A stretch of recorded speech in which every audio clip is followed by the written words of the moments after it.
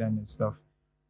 3D can also be in brands. Like it's a thing that also impacts the way people feel about certain brands and all that. So um, I think that would have been like one of the most let me say most looked for spaces to be in Oh, that's for nice. What myself. about you? So I would have loved to join the first session. That was with Vanessa.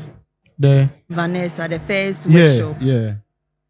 I just liked anytime I've been in an instance where she has actually, let me see, it's not taught but had a talk with us, and I liked whatever she said. So I would Yeah, have you are loved proving people wrong. So Yeah. it is the ladies now. Yeah.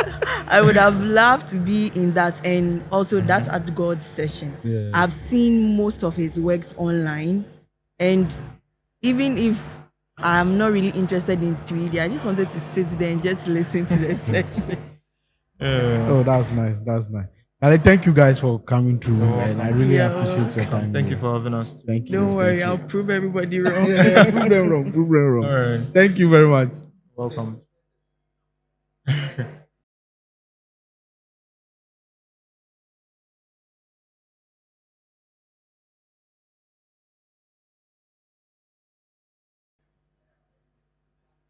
Yeah. So her name, I don't know if she mentioned her name, you can hear, but you kindly introduce yourself for my audience. My name is Ellis Rabo. Okay. How do you do? I'm a graphic designer. A graphic designer. Please, if you my English has changed, please pardon me. Okay, the lady sitting here, like she's from I try to be Yonki, nice. so I have to be nice to her. You're a graphic designer. Oh, that's nice. And you are at the final design conference. Oh, good. Senior man. Yo, boss. So I'm Nathaniel. So me, I'm into robotics here. So that's basically my field. You are into Robotics. robotics. Oh, Yeah. okay. So robotics. What is robotics mean here? Like, oh, I know it's in the tech, but Yeah. So this is not my first time Okay. volunteering for the final design conference. Okay. And I'm into design. I don't really call myself a designer because I'm not really into it like that. But I Okay. design a lot, but not really like that. So yeah, well, I find this space to also network with other creative to also learn, because I've seen people that her like this. She really motivates me to design. Like she can really design. Yeah. So Oh, okay. yeah, I need designers too. female designers. Yeah. To prove people wrong, because my other person who came to speak here, she said she's proving males wrong. So I want you also to prove some males wrong, okay? I can design. Yes. That's nice. You are volunteers, right? Yeah. Oh, that's nice. So why did you volunteer? I asked the other people, I heard their point of view, but I also want to hear your point of view of why you volunteered for the final design conference, but not any other conference today. Okay, so as someone who wanted to level up in her design game, I saw FiDCon on my LinkedIn, and I decided to apply as a volunteer to connect with other creatives and then help other people find their way around this place. So you wanted to be here to connect with other people. yeah, but you volunteered, right? Yes. So how are you connecting with other people whilst you are working? I think I've even connected with the volunteers more than Okay. the people ushering to sit here. Okay, that's great. What about you? Yeah, to basically to connect with people, to make network. Yeah. So how do I network with them? Is I'm close to the speakers. So we usher the speakers in. So Okay. I engage with the speakers, what they do and how we can collaborate. Yeah. Then when talking about the female space, we have ladies in design network. So it's a platform for ladies to nurture ladies, to mentor them, to also prove that ladies also design, because I've also been in the space for a while. I don't really see a space that really promotes female designers like that. So yeah, so that's what ladies in design network also do. Yeah. That's really good. That's really good. So what were some of the challenges like being volunteers for this year's FitCon? Were you having challenges with ushering the people or any other challenges that you faced during this thing? Okay, so as volunteers, some of the problems that we were facing was um, coordination with the participants. Okay. Yes, because some of them you tell them to sit here and they want to sit here, Okay. or you tell them to pass here and they want to pass here. Yes, I think that's the problem I faced. What about you? Okay, so far it's just this time. It's just this time. The time we started, I think. Okay. Yeah, we are behind. Yeah, so that's basically it. So what are some of the things you would like to see them improve on in the next coming FitCon? If you are to tell the organizers, if you are to see the organizers right now, you have to tell them that okay, this you have to talk to them about some things that they need to improve. What will be some of the things? Okay, so for me, mine goes to the volunteers. I came early. The organizer said, yesterday they said we should come here at 3 o'clock, and the volunteers didn't show up. 3. Mm. Uh-huh. They didn't show up. Okay. So I was here, and today too, they told us to show up. I think around 6, 7, and they didn't. So I feel like if you are applying for something and you are very serious about it, you should be ready to do your best to show up for the program if you want to. Okay. Okay. Okay, concerning that, yeah, kudos to the organizers. They have really done well. My additional, oh, yeah, just basically the time. Well, it's not really their fault. It's Ghanaians. Like we like doing Ghana times. We come late and stuff. So that basically it. So we just work around the time. Just that's what I have to say. Yeah. So what's one of the most interesting sessions you have had with an attendee today? What did they tell you? My audience want to know like some of the interactions you have had with Okay. the attendees. My favorite part that I've experienced so far is the one with Caleb, Simeka, and that art god. Okay. Yes, it was very interactive and they made the thing so fun and not rigid. So I loved how he and that art god collaborated and presented their slides. It was so creative. Yes. Yeah, I also like their collaboration, and was in the Vanessa section too was really nice. She was talking about UI UX design. Yeah. So what made FitCon so unique apart from other design conferences? And that makes you like volunteered for them today? Okay. So in July, there was Design Your Greatness Talk Yeah, at yeah. KUST. Yeah. And I was there. The publicity was good.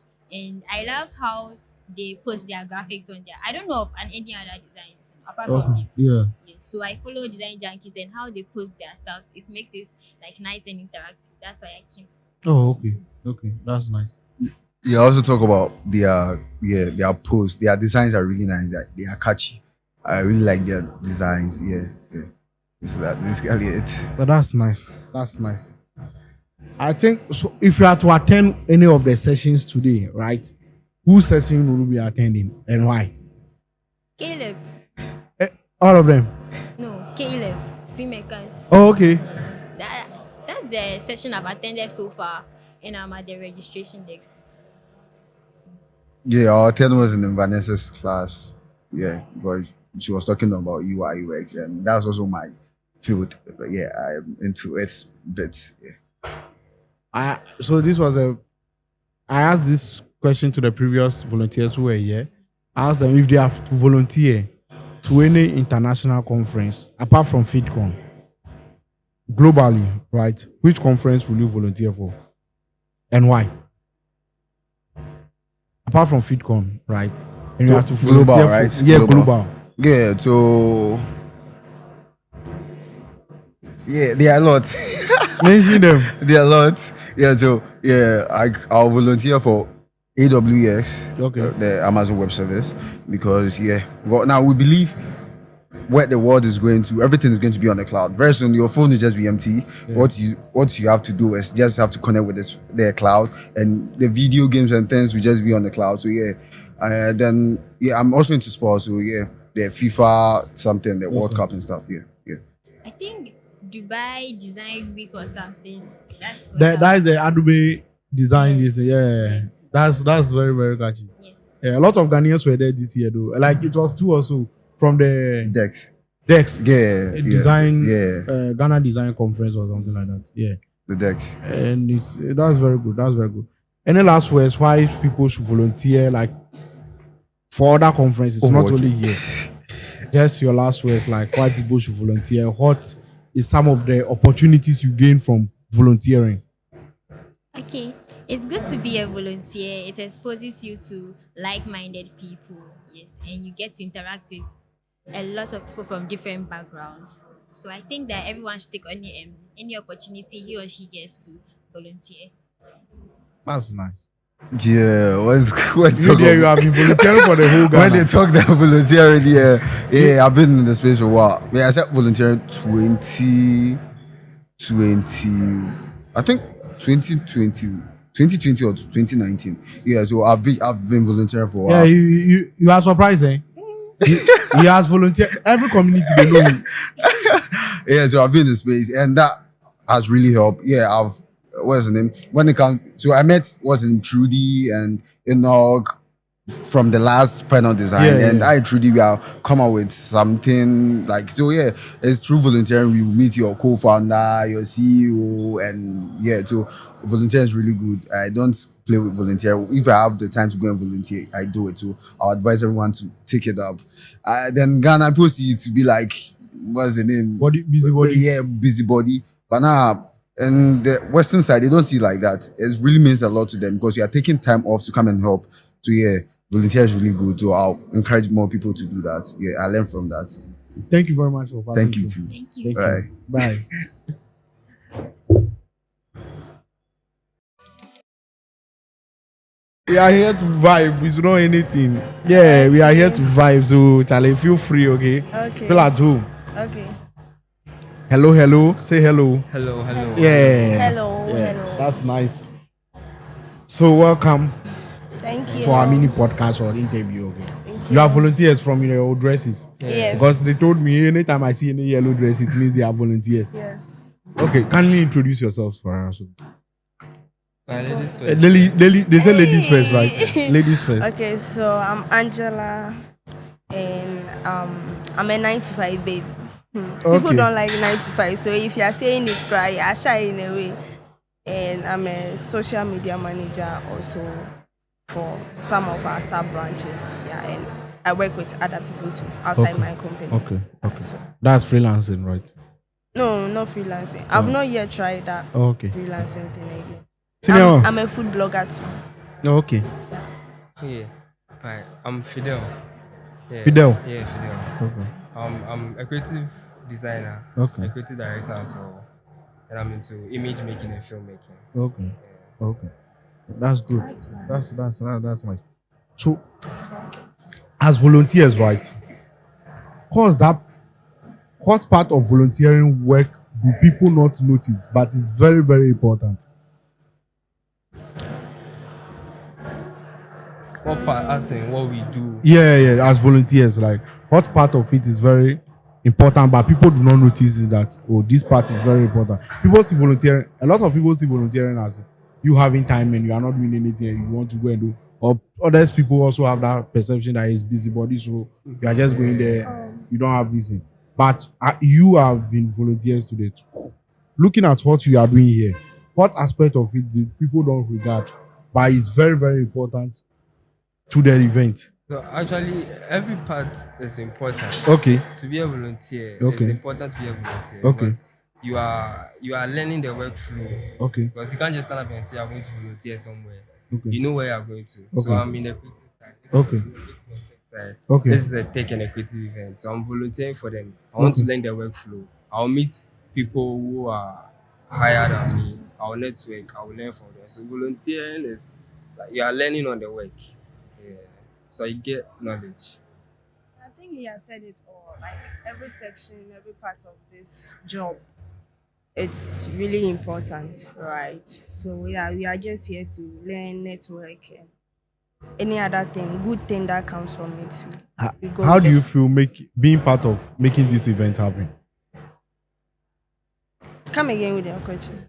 He gets it right. You got it. How do you feel being part of the team making this event happen? That people are seeing outside and they are I feel accomplished. Yeah, like I've accomplished something. Yeah. okay. Yeah. FiDCon is not a small thing. So if you are part, it's even a blessing, right? Okay. To be a part of this thing and helping. Okay. If we can't help financially, there is any support outside of like being finance or something, I have the strength. Why not? So, yeah. it's really a big deal being part of it. So, what are some of the sessions have you been part of, or have you gone to? Come And again. I can't hear you. what are some of the sessions have you been part of, or have you gone to witness? And what are some of the things you've learned from those sessions? Okay, when I was outside for a while, so when I got in, they were having the panel discussion. Okay. So I heard a little from it. Their introductions, yeah, that's the only thing I heard. And they were talking about tech and how they scale and that's the only thing I heard. So I heard the scaling part and how to build, yeah, in the tech space. Okay, so I think I was inside before I came outside. Yeah, when they started the whole thing. So, I don't know if you saw that That art has board. got Yeah. Yeah, I loved the session. I love the way like the Gen Z like of course. Yeah. okay, the Gen Zs are being like more creative and Tips, coming yeah. out there, right? Like the visuals that I saw, the motive behind everything that he does, it was like really, really nice. Like this is a pro job, right? Looking at him and what he's like so good at it. So I really loved it. What are some of the experiences you'll be taking away from this place as being volunteers for this year's conference? Yeah, for experience, the learning on the work. Yeah. Okay. So whilst I'm volunteering, I get a chance to speak to some of the speakers and everybody around Okay. the space. Yeah. Okay. So I learn. I'm networking. I'm learning from people actually. You get to connect with them. Get to connect with them. Okay. Okay, so if I get the question clearly, said What are some of the experiences you take from here? he has also said it. Yeah, we are learning on the job too. Don't know where else you will need this skill also, maybe in the corporate space or any other space, because you are also dealing with people over here, right? So knowing how to talk to people, how to handle them, and kind of it's a whole new experience for you. Yes. A lot of people see volunteering as waste of time, right? What will you tell someone or motivational speech that you give to someone to also help the person or motivate the person to also volunteer? Or for people who see volunteering as waste of time, what will you tell them? Okay, so first of all, volunteering is not a waste of time. Okay. Yeah. So first of all, I said learning on the job. Yeah. You can't just stand up and be like, you want to become a graphic designer Okay. without learning it. Yeah. So if you hear of an event somewhere that needs volunteers for graphic designers or any other creators, you need to go because you're going to meet people, you're going to connect, you're going to learn. You have more experience because it's not everything that you can learn or know on yourself. Yeah. You need to be out there. So, in my point of view, being a volunteer for like any event or contributing your strength to any event is not a time. Let me clear that like from people's mind, right? So I've gotten opportunities to see people in the design space and in tech space, right? That the advice from them that have been like me paying for something before I get the opportunity to speak to those Them, people. yeah. But when I came to this event, Yeah. not even the first time or something like I got that opportunity. Yeah. Maybe I was in yellow and they saw me that I'm A being a volunteer. volunteer for this event. So it's easy to approach those who come and speak at the places. Something. Yeah. And I think I saw a video of Parkwesi. I don't know if Cool. Parkwesi forcing or something. Okay. The public speaker. Yeah. That figure. Yeah, I know. Like LinkedIn. people have we are not speaking against anyone or something. Okay. Everyone has their own interest. Like we have time to go to this tidal race and these popular events, right? It's good though. We are there to entertain ourselves and stuff, but we shouldn't get carried away from like also learning alongside like having fun, right? So yeah, being a volunteer or something. This is a free event, so like this is free. People go and pay for this kind Yeah, of thing, yeah. right? These are big men who devoted their time to be here just to advise you. Come and listen to whatever they have for you. Kind of. It's not a waste of time being a volunteer or being even coming to this event as a whole, right? So yeah, that's what I. To add up, you get to be in some spaces that people won't be Yeah, there as a yeah. volunteer. Sometimes, if even if this is a paid event, as a volunteer, you're not going to pay. Yes. You come and work, and then you meet people that being home, you're not going to meet them. Yeah. Thank you guys very much. I hope my listeners have learned a lot from these conversations from volunteers, the essence to volunteer, some of the benefits you gain from volunteering, and why you are here today as volunteers. I really like it, and thank you There are very more much for. events to very come much. to, so anybody volunteering for Sure, just sure, keep sure, your sure. strength out. Thank you guys for passing through, and I hope to welcome. see you again. You're welcome. Yeah.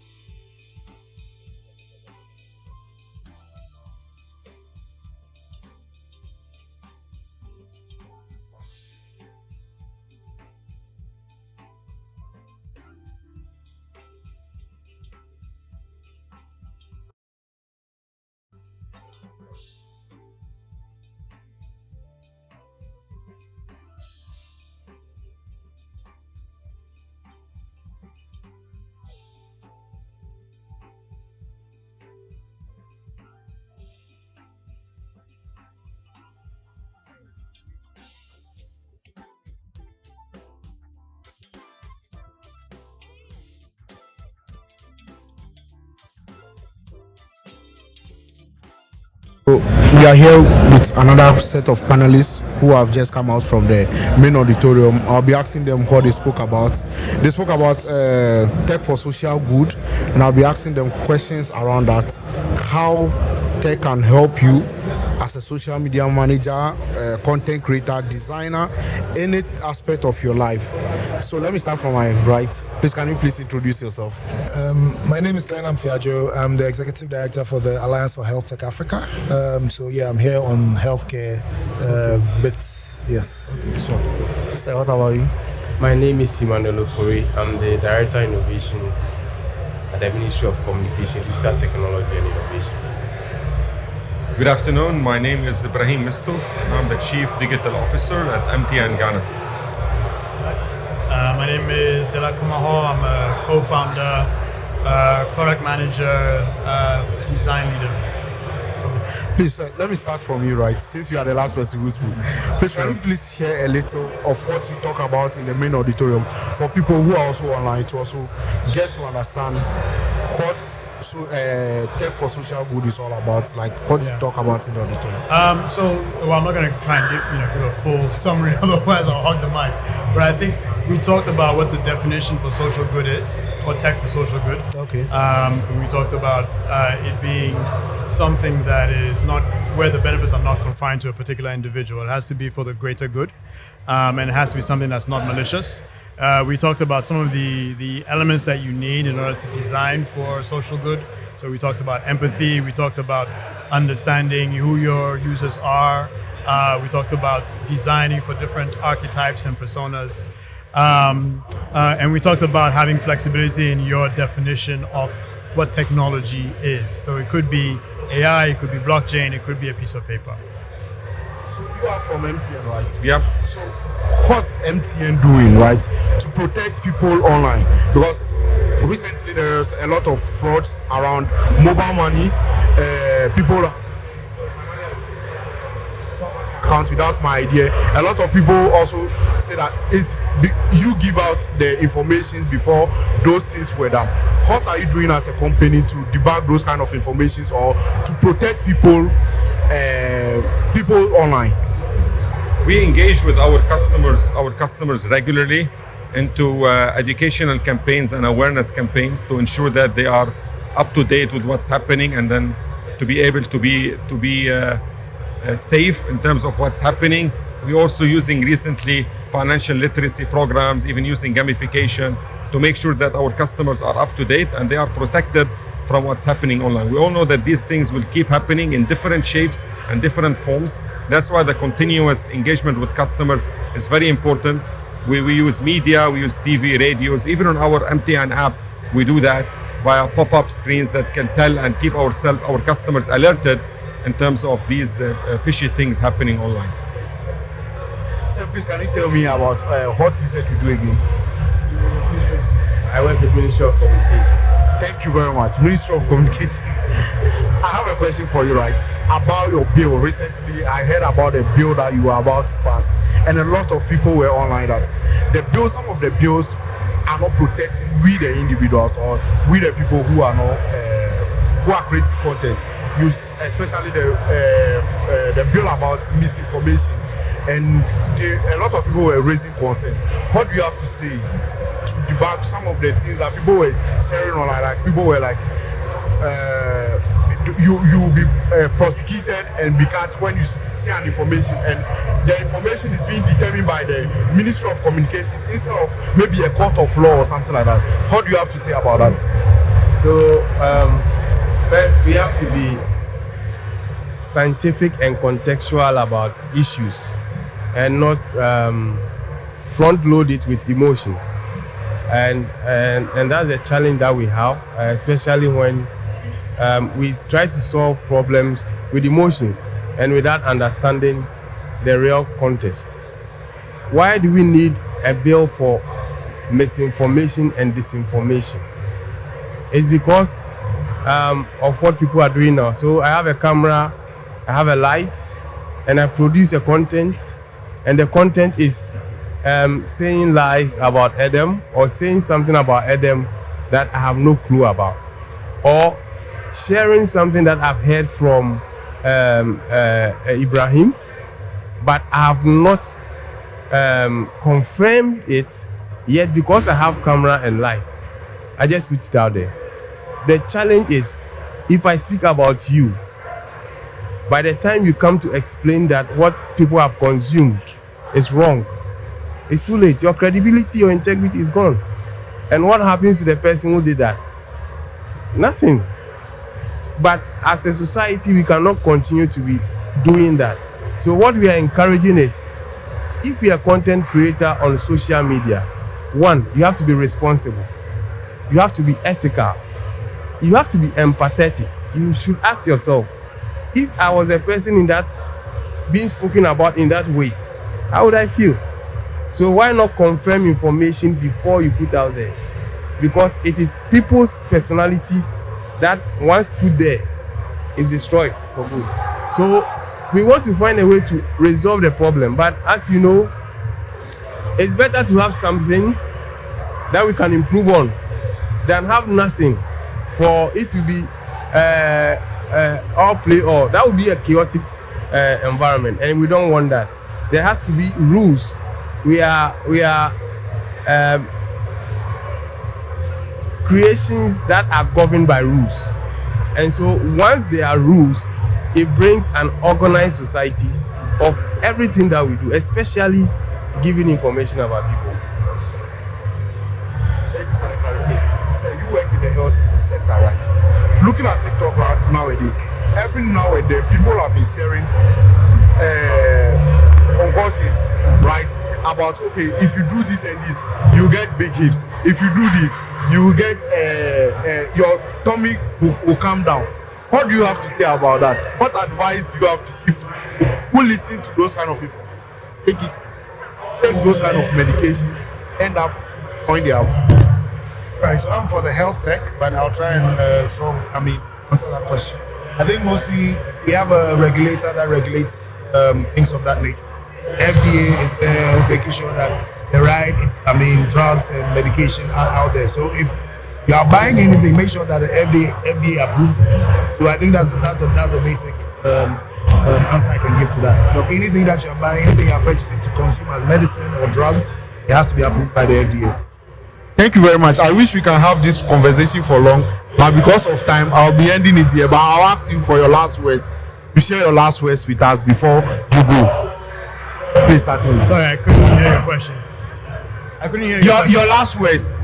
Your last words for our audience before you last leave. words is start building, putting things out there, start getting really good at talking to people and understanding what they want. Yeah, I think I would like to thank FiDCon for arranging this. I think forums like these are very important to bring bright minds together, sharing experiences with the youth as they build their products and learn from those experiences to build and scale up. Thank you. we have a very youthful population. We want to encourage them to be patient with solutions that they build and to grow gradually and to look for solutions that addresses Ghanaian and African problems. Keep building, get out of the building, do your research, and yeah, keep building.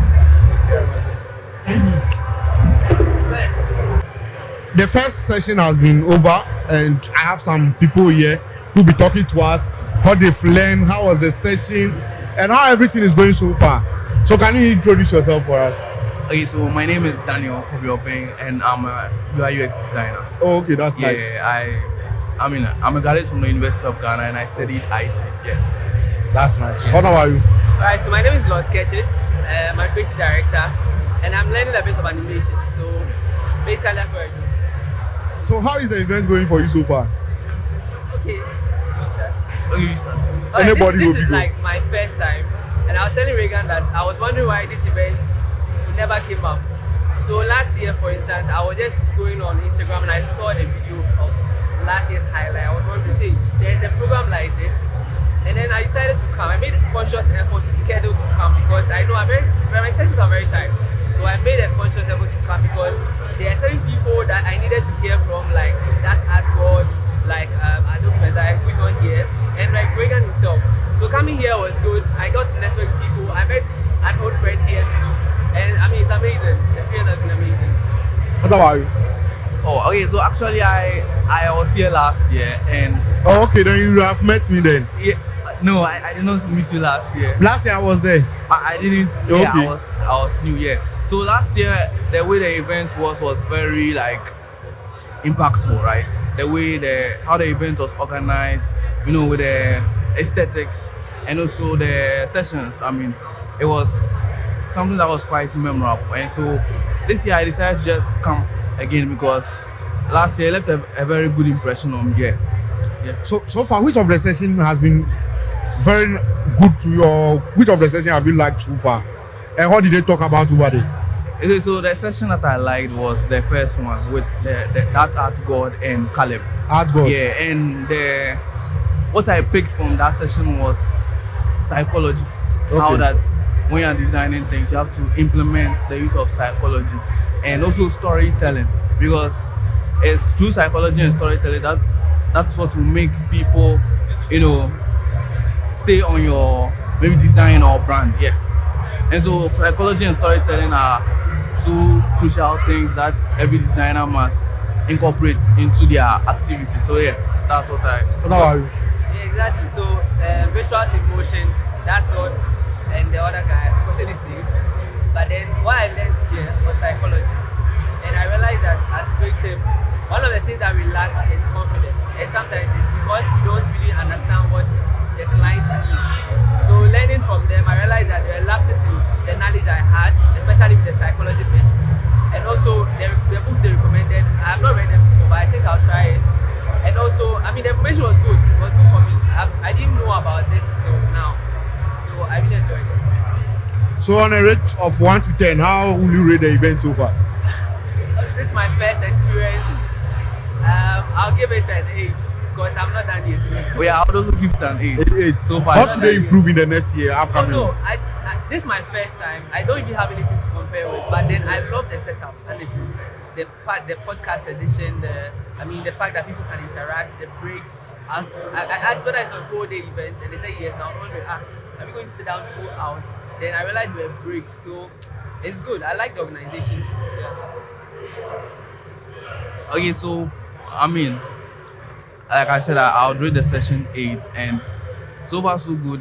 Everything looks really good. Like the aesthetics, how the events are being organized, the sessions, everything.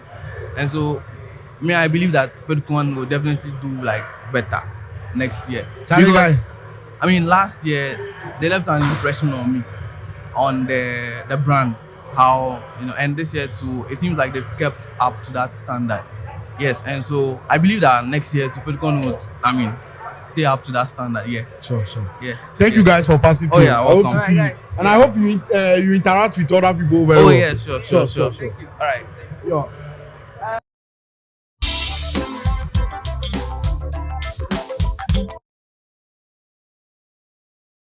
I'm Jidanisi Brown, and a student in Central University.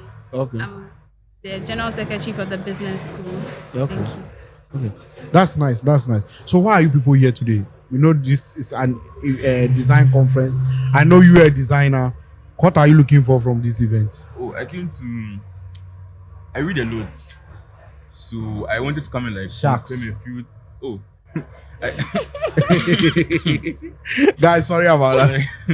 I came to confirm a few like things I've learned, and then I've been able to confirm a few things like how during the panel they said data is fragmented. Okay. And how we have to contextually design products and ecosystems.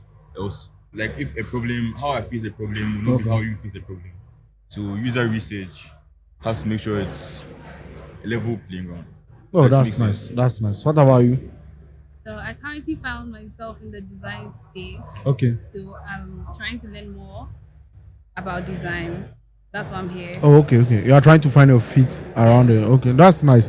That's nice. As a student and you are here, this is very good opportunity to leverage your networking opportunities and all that is. So which of the sessions were you in and how was it so far? Oh yeah, the tech for good.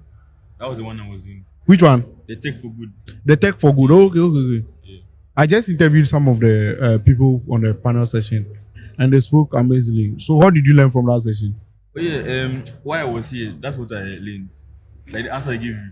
No, what did you learn? What did you learn? You said tech for good, right? Yeah. What good thing did they say that has changed your perception about how you see things?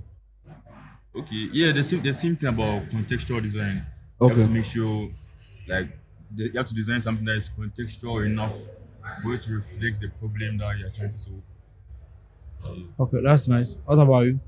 So I found out about opportunities that we can help Ghana grow in tech. I also there for the tech social good, and they spoke about ways we as youth can help the tech industry and like Ghana as a whole, and how we can find problems in the system and actually find solutions and opportunities that are there with the government and MTN and other sources where we can bring our solutions to them and they'll have like open ear to us.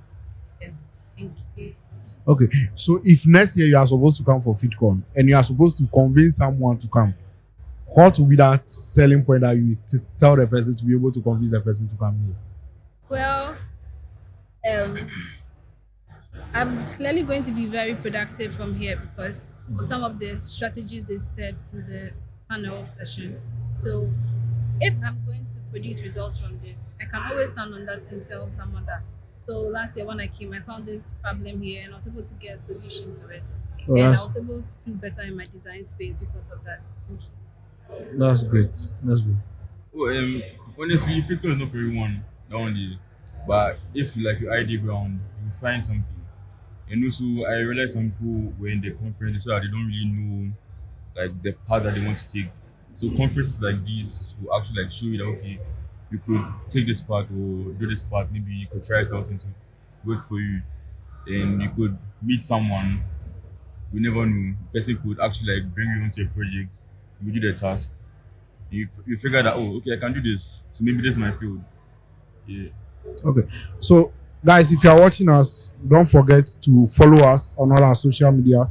We are Kweku Tech, and we also have an event coming on the 12th of December 2025, which is the tech wrap up, the t-shirt I'm wearing. You should be there to hear more about these kind of conversations. Okay, I think we are good to go. Thank you very much for passing through. Thank you and for the opportunity. I know you are nervous. You are trying to leave fast. Very fast. Sure. Thank you. I hope to see you again. Thank you. People should sit down. Hey. Please, can you take a video of me with them? Thank you. Today, let me just go to my Snapchat. Sorry for stressing you. Sorry. Please, can you As it take bring a the trip, camera if it's how? possible? Take a picture of us. You can do a video as well.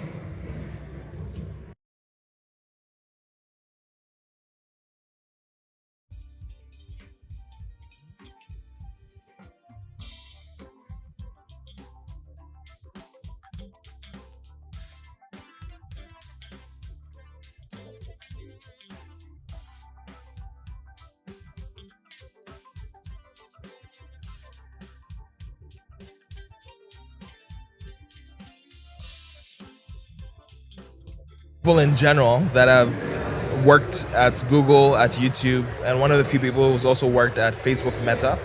I've also worked at MTN. I currently teach digital transformation, AI fundamentals, and design innovation at Stellenbosch Business School. Okay. And I consult for both local and international businesses across the world. Oh, that's nice.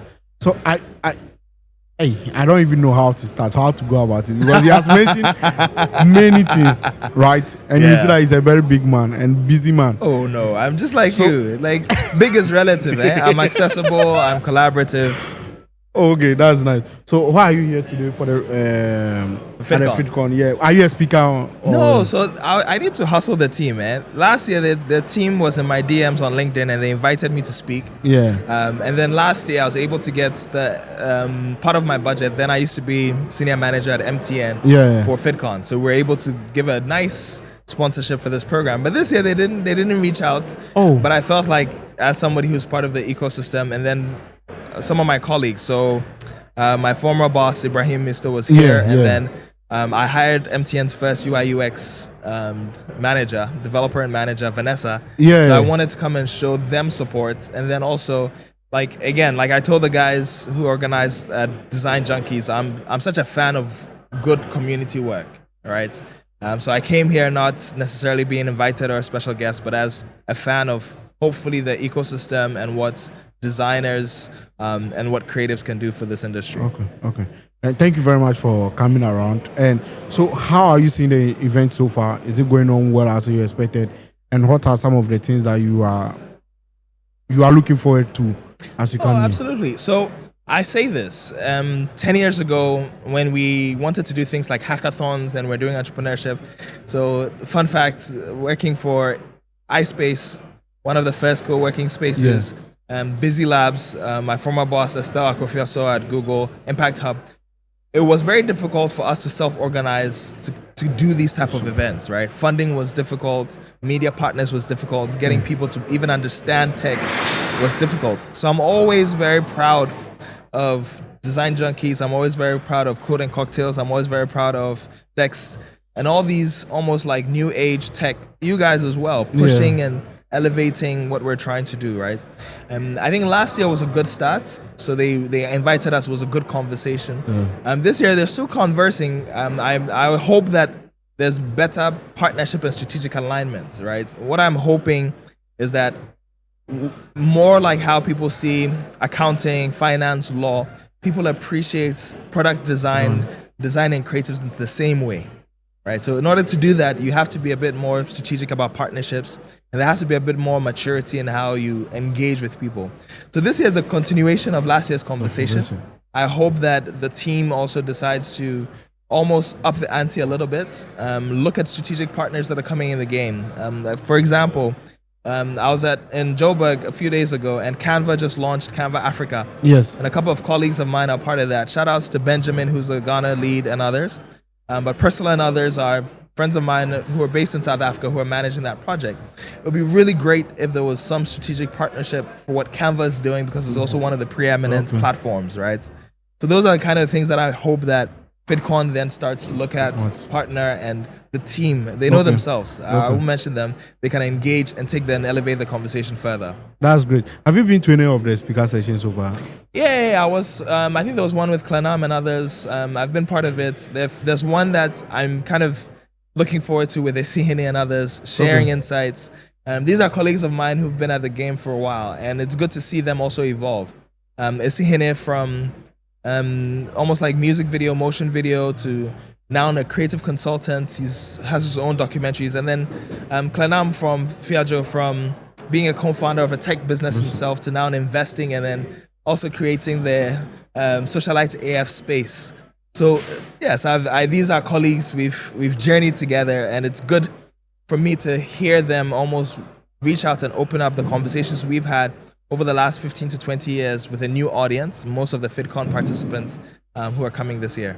So you did mention that coming up, you didn't get opportunity to organize events like this. No, sir. If you are to organize an event today, yes, sir, what will you change, or what will be some of the changes you add to the event right? You have attended many events and Yeah. you know how events are evolving and how to add more, let me say, more value to it.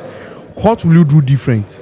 No, absolutely. So I think because we're at this event, I'll speak to a few things that I've seen this team do a little better than last year, right? Okay. This year I was invited to kind of like a campus tour. So I was talking to Samuel specifically about that, and I was all really excited about that. So it's almost like a pre-event build-up, so that then when you have the main event, you've had smaller ones to engage with people, right? And I think that was one of the reasons why I was excited to get my MTN team at the time to sponsor that build-up. What I'd like to see differently is like connecting that. After the tour, if you went on the tour and you came to a crowd for FiDCon, what is that connection? Like, then what, right? It wasn't intentionally connected to maybe the designers and developers at KNUST and or UCC and others, right? So then having these breakout sessions that speak a little bit more to outside of Accra experiences. Those are a little different challenges. Everything seems to happen in Accra, but there's all of Ghana, right? I'd also like to see the commercial or the business side of creatives and others. There are a few people who do it, but most of them, they're not in the tech space like we are. Some of them happen to be almost like marketing managers, they're the budget managers and others. If they come to these type of things and they see, and when you're making a proposal, they can understand the intent, why you're asking for almost like a product rebrand, a refresh, right? But we can't just have conversations amongst ourselves who get it, and then later on the rest of the year, try to engage with people who may sit on the finance, the decision-making side, management side, and not invite them to also come and have a taste of what we are, what we do, right? So that's also something that I think is lacking. But again, as a young team, I think they're doing the best they can in the moment. But I think now that they've outdone and they're here, there's always room for them to grow. That's very good. To attendees who also like are watching us, right? What do you have to tell them, or people who have been coming to events? Some only come and network and leave, and they don't even take the network to any other level. They just come, oh, he has your number, he has your number, he has your number, and that is it. Like how I have your number, but I'm not making good use of it. Always. But I think it's, so think about it this way, right? Think about the ecosystem or your participation in this thing like you're a tree. There are roots. Okay. Then there are branches, there are leaves. Some of the relationships you meet here would be like leaves, right? Okay. You meet them and they're seasonal. And when you meet them, they're refreshing because that's how the tree gets oxygen and all. And it's high energy but very low commitment. Yeah. And that's how really a lot of these type of things happen. Okay. Then you have branches. There's a bit more commitment and maybe you might do 1 or 2 projects. Okay. And that's okay, right? Then you have the main stock of the tree. These are the ride or dies. So you find people that you collaborate on a project idea or a business or every time. And I've done that with quite a number of guys. From my time, I think one of the most consistent folks that I've worked with, Kojo Charlie, Lacunity folks, Dre and others, and even Samuel. From last year, we did some stuff, tried to do a couple of projects with Google AI Center. So I think now the Design Junkie folks meet at AI, introduced him to Lambert and other things as well, right? But that's more like leaves, right? Because it might not lead to maybe the stem or to roots. And then roots are people that you journey with, no matter what. It doesn't matter what platform. And the roots for me is like seeing Isihine. So Isihine back in the day, he also graduated from tech. We've been journeying. When I had launched the Ghana YouTube Creators Huddle, Isihine was there. And we've been supportive of each other. He has a couple of documentaries. How can we hunt and make sure that some of his work becomes global? So you find out that a smaller number of people end up being converting that relationship, right? But for me, sometimes the conversion also doesn't happen immediately. It may happen 2 years from now. It may happen 3 years from now. So when I met Kojo Charlie, for example, Kojo Pencil, he was at UCC, he was a student. He's there today now with Jam Pulse, right? And Jam Pulse is something that I'm invested in. I think some of my family members have invested in Jam Pulse as a product. And yesterday at Code and Cocktails, he featured a couple of events and we saw the demo. So that he's becoming more like a roots. But when we met, it was similar to how we met. And this was before COVID. So it took a while before kind of calcified. So don't put pressure. If you're coming to these conferences, build an authentic relationship, right? Showcase your skills. As we continue to see that, when there's an opportunity that comes across, like for you and I, if there's an opportunity to amplify for any of the global platforms, whether it's Trace in South Africa or when Canva comes and says who's a person or a voice in tech that I trust, you're the person I'll be looking at because I've seen you do this consistently year on year and you're doing an amazing job. Thank you very, very, very much. This has been something that you wouldn't have gotten on a normal day. But today is here, so I'm trying to squeeze all everything juice out of him before he leaves. Absolutely. Okay, so people also want to know a little bit about you, right? Absolutely. You are in the tech space, but right now you are doing palm wine DJ. So what really is that palm wine DJ that people don't? A lot of people have been hearing the name, but they don't know what you really do. Can you tell my audience what you do? Absolutely. So one of the things, fun fact, when I came to Ghana from the States, 2011, 2012, I didn't immediately, I had a job at Standard Chartered, but because I hadn't done national service, I went to college there. Okay. And they denied me the opportunity. It was not legal for you to be able to work at banks and others if you didn't have a national service certificate. Yeah. So the first place I worked was Global Media Alliance, and I worked on YFM. Okay. So I listened and created a radio show idea, and with my partner, shout out to Amma Bwaji, we created the Empower Show. Okay. So I've been in media, and luckily for me, Google spotlighted that show, and we were nominated, and they recorded that. So somewhere on YouTube, you would find the MPWR show with myself and Amma Bwaji, and it led to me working at Google. So I've always had a love for the arts, creativity. I went to a Montessori school. I went to school with Jackie Appiah and Yvonne Okoro. Wow. And Jackie and I used to be leading actors in our time. So I think most of you have seen different facets of me. Yeah. And now leading up to almost like this next year where I have a resolution, I decided first for myself, I love music. Music connects me to my dad, to my family. So at MTN, I decided, man, I'd love to have a personal project. And so Palm Wine Music is about heritage music and it has folks like Konimo. Okay. So that's what started. Initially for myself, then I'd invite friends over. Okay. Then I went to Ashesi University to talk about how to balance your professional life and also your passion. And so I just shared with them that, hey, these days, Charlie, on weekends, instead of going out and doing other things, invite a few friends over and I'd play music. I'd also play music from contemporary artists, Walasi, Manifest, Akan, Ayisi, and they remind me of Palm Wine music. And the students went crazy. And I said, wait a minute, you guys enjoy this? We're like, Charlie, don't tell us about your Google days, your World Economic Forum. We're tired of those things. And I was shocked because it told me that there's a new generation of people who appreciates content and creation. Right. And so Palm Wine DJ was born on Ashesi campus in July 2024. And I decided to really use it as a vehicle to support folks. So usually, like I said, with FiDCon, we were able to, in my position, I'm privileged and I'm so grateful to the MTN team and my former boss for letting us push and support FiDCon this year.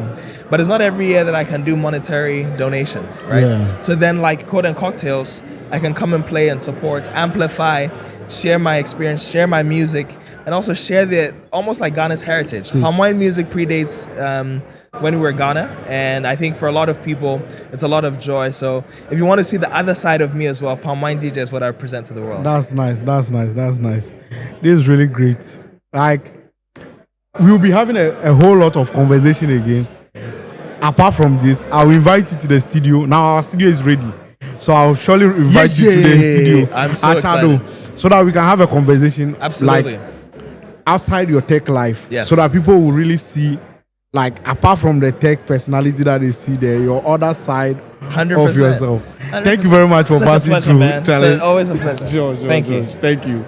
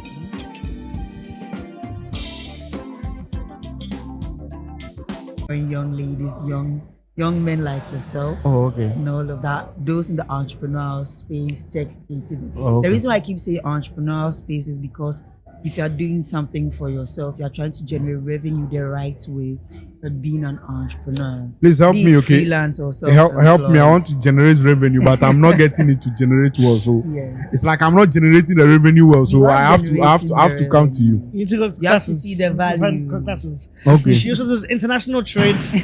She also does global education. Okay. She also does branding and marketing. So she's not finished, but I will stop there. Okay. Can you introduce yourself? Please. My name is Isaac Deaton Aqua, managing partner at The Innovation Spark. It's a consultancy with ecosystem enablers, helping companies grow, connecting people within Ghana, across Africa, and to the world. Thank you very much. Thank you, Mr. Newton. You have been on the stage already. How was the reception like from the audience? It was amazing. Mostly Gen Zs in the crowd, but we love you guys. We love you guys. But the energy was great.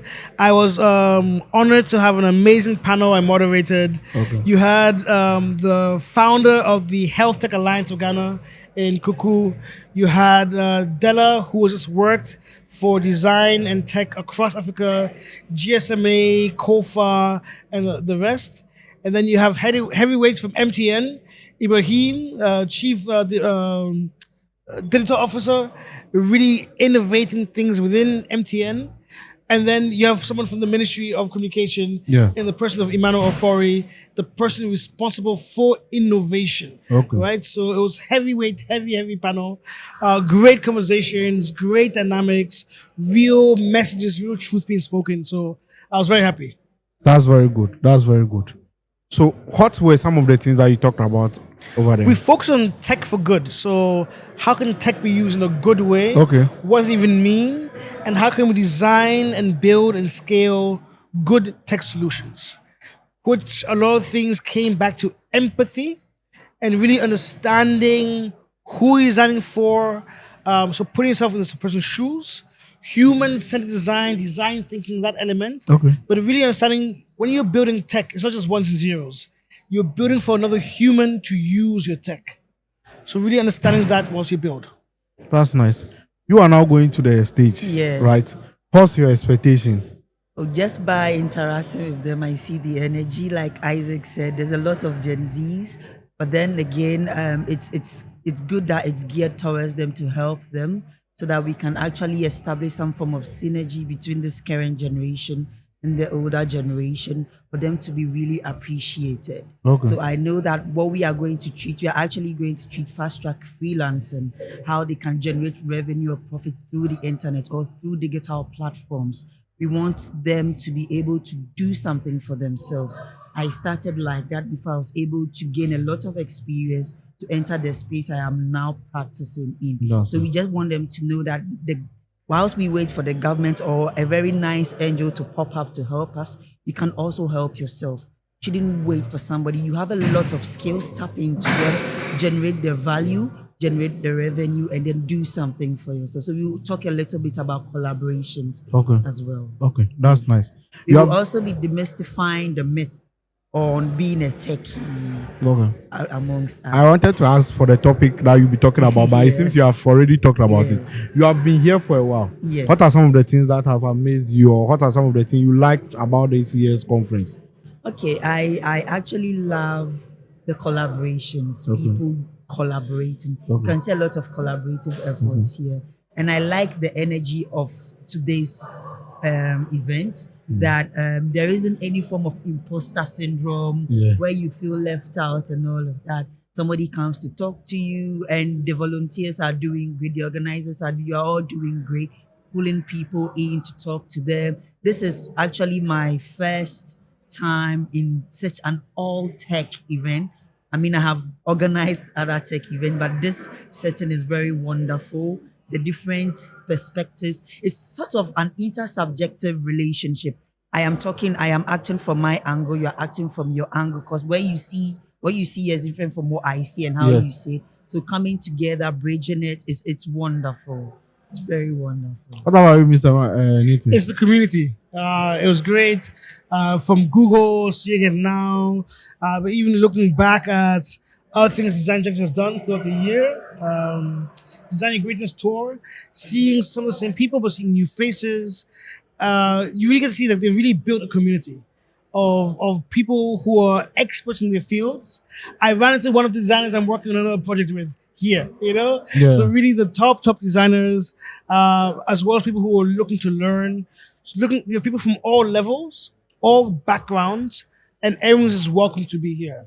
And the amount of interactiveness they put in with the bingo cards, the connect here and do that, it's really great. So no, I'm thankful for this. Sure. What will you love attendees to take out from this, like from the event? What would you like them to take out from this? My takeouts. Yeah. They are takeouts, not yours. Like what you want the attendees here. Man, so I think the very powerful thing on our session was having people from the ministry and MTN tell the Gen Zs that this is your time. We're creating the policies for you to shine. We're creating the platforms for you to shine. This is your time. Don't just use your phone for TikTok and Snapchat and IG. Your phone is so powerful, can do so much more. This is the age of AI. So I really hope that our future generation would capture this moment and realize it's their time. Okay. No one's going to save them. No one's going to put a hindrance on them. What happens to them is up to them. It's their time to shine. Okay. Can you add something to it? Oh, yes, I would. Thank you, Isaac, for that. One thing I want them to know is that in as much as it's their time, they are also responsible for their actions. They have all the support, they have all the morale, and so they shouldn't be engaged in things they wouldn't want coming out in the near future, which will actually be a hindrance to their progress and development. All right, and they should also desist from the entitlement mentality. You have to work hard for the things you want for yourself. You have to really, really work hard. This is somebody's hard work. Everything we are seeing is hard work. We are seeing empty and it's somebody's hard work. Whether you or a group of people, what you are doing is also a hard work. So we shouldn't be too entitled to think that we deserve something. Work hard for it. Give yourself a break, appreciate yourself, and keep going on. And don't stick to one thing. You are done. Give yourself a pat on the shoulder. Think about the next things. Think about the next. Thank you. Thank you very much. Let me do a small ad. If you're a company and you are watching us, a tech company, and you want any kind of event coverage, being it your end of year, your meetups or anything, or you want us to create an ad for you, we do all those things. Just contact us, Kweku Tech, on all social media handles, and we will handle that for you. All this setup is by Kweku Tech. We are covering everything. So thank you very much. Your last words for our audience before you leave. Those watching us online. Follow Kweku Tech, main man in the space. Isaac Newton Aqua. Check out the Innovation Spark. You won't go wrong there. Thank you very much. Yes, follow Kweku Tech and all about. Also be a learned person. Be a learned person. Keep learning and learning and learning. Follow Isaac Newton Aqua. You can choose to follow me. There's no big deal about it. But please, let's continue to be learning and learning and learning. That's it. Thank you very much. Thank you very much for your time. You too. Thank you for passing through for us. Thank you too.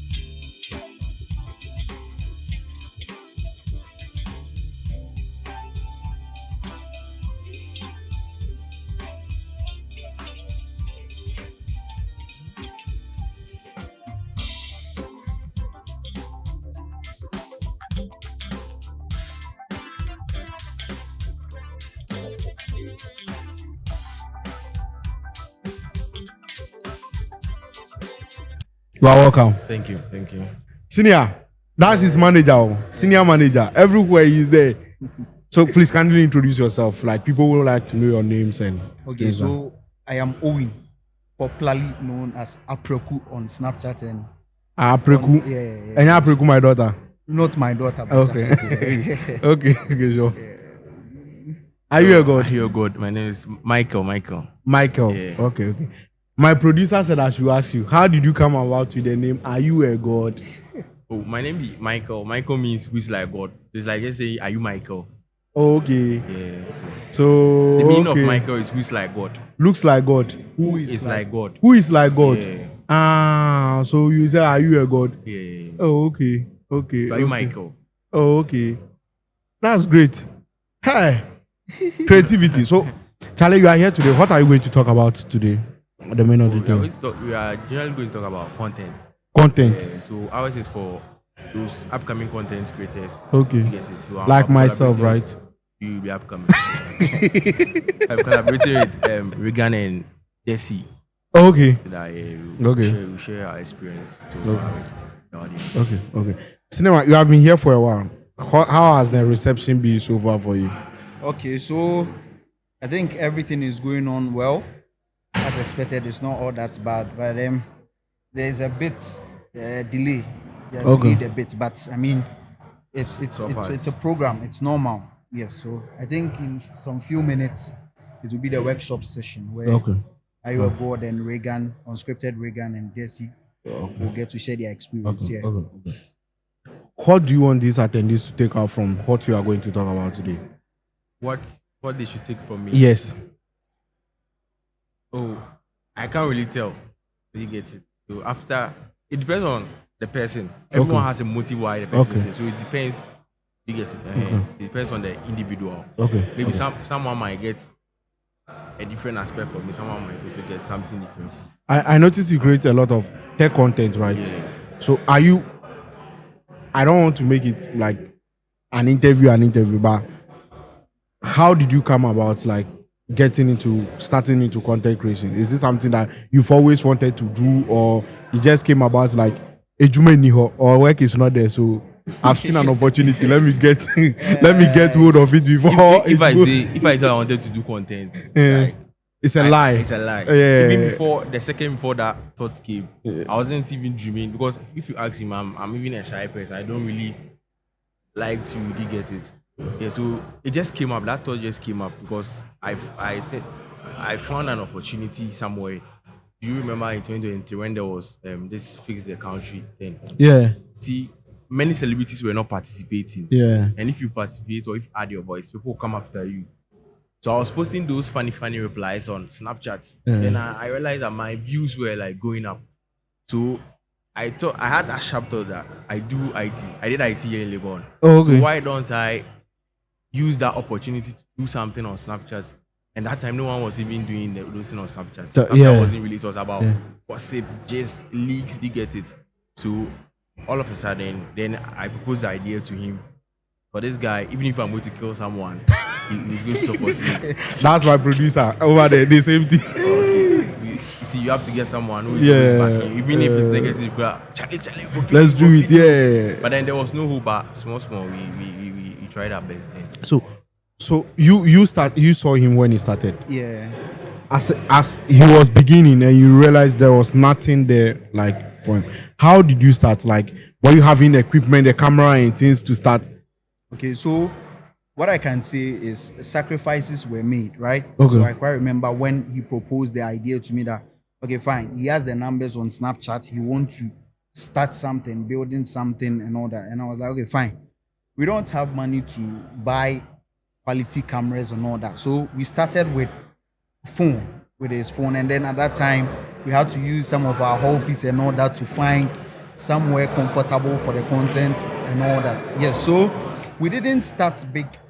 I mean, we started from using basic devices. So we had a tripod. At that time, I think it was iPhone. Let me come in. Yeah. At the point of starting, I just had an iPhone 11 and a brand new MacBook that my mother sacrificed to buy for me. Oh, that's nice. Yeah, but then you have gone up because I started with Infinix Hot 8. Oh, that time it was a good phone. Yeah, Infinix Hot 8. Nice. Hi. Me that time, the iPhone 11, I couldn't use it to shoot content. So Okay. I had to go to my friend's place, the iPhone 12. You get it, 13, 30, so that you get some cinematic shots. So I used to go to the person's house, maybe a full day, and I'll shoot like 5, 6 content. You get Okay. it. Then I'll spread across. You get it, because the 11 year, the quality was very bad at that time. So you can't really. And one thing I hate is people coming. You see, if you start those things and people come after you in the comment section, you might be tempted to. So psychologically, you should be prepared for those things and you should try as much as possible to avoid them. Okay. This seems your time is up, so let me just leave you. When you are back, All we right, can sure, talk sure. some more. Thank you very much. Oh, yeah.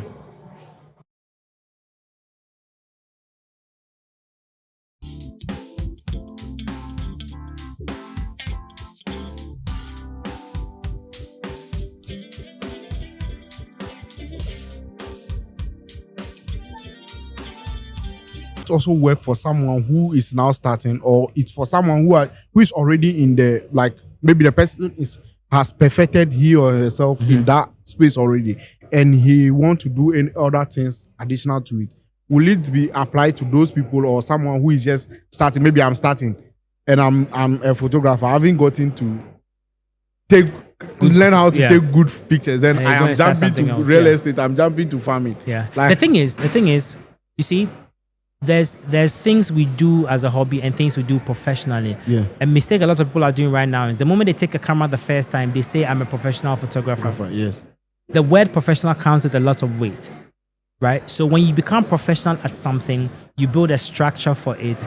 The structure gives you space for you to go and do other things, not necessarily in the creative sector, but it can be somewhere else. So it's not a matter of being bad at a lot of things and doing a lot of things. Make sure you become at least professional as one thing. And professional is when you can charge for it. Okay. When you do that, then you can gradually grow into other fields. Okay. By saying other fields, I don't mean that you just pick up everything and it has to be something you're good at and you have the skill set. So the truth is, even as you do something, be learning, be open to picking up other ideas, improve yourself, and gradually the things you can do will naturally show up. Please look into the camera and tell people who are looking up to you, like, some of the things they should do to be great, to become great like you. Great like me. Hey, I'm not great, so I'm still. You are. I think the most important thing is be honest with yourself. Okay. Be honest with yourself. Be yourself. There's a lot of pressure right now to succeed, where people are chasing Instagram likes, etc. Charlie, you know they here. If you're good at something and you keep being good at it and you commercialize it, you find a way of making money the legit way out of it. Eventually, it would come to pass. You would become great. Great takes time. Great is not overnight. So take your time. Thank you very much. Thank for you coming. too. Now I can go. Yeah.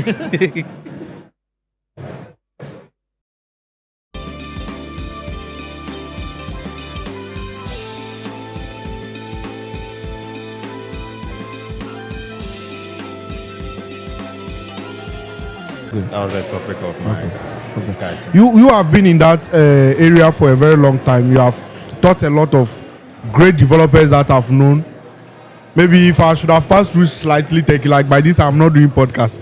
Like, by this I think I would have been developing Charlie, you are doing great. You are doing great.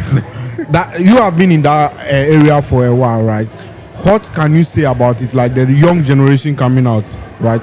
When they are developing, how do you think? Are they good? Is there hope for the future? Or you think the AI now in the system they are being influenced a lot with this AI and things? Yeah, so on that topic, what I usually tell people is don't be a junior developer. Okay, when I say don't be a junior developer, what does that mean?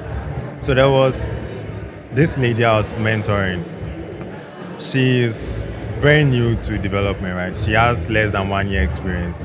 I told her that where we are now, don't be a junior developer, because AI can do everything a junior developer can do. So you need to learn quickly and brand yourself as an expert as soon as you can. So you need to learn quickly.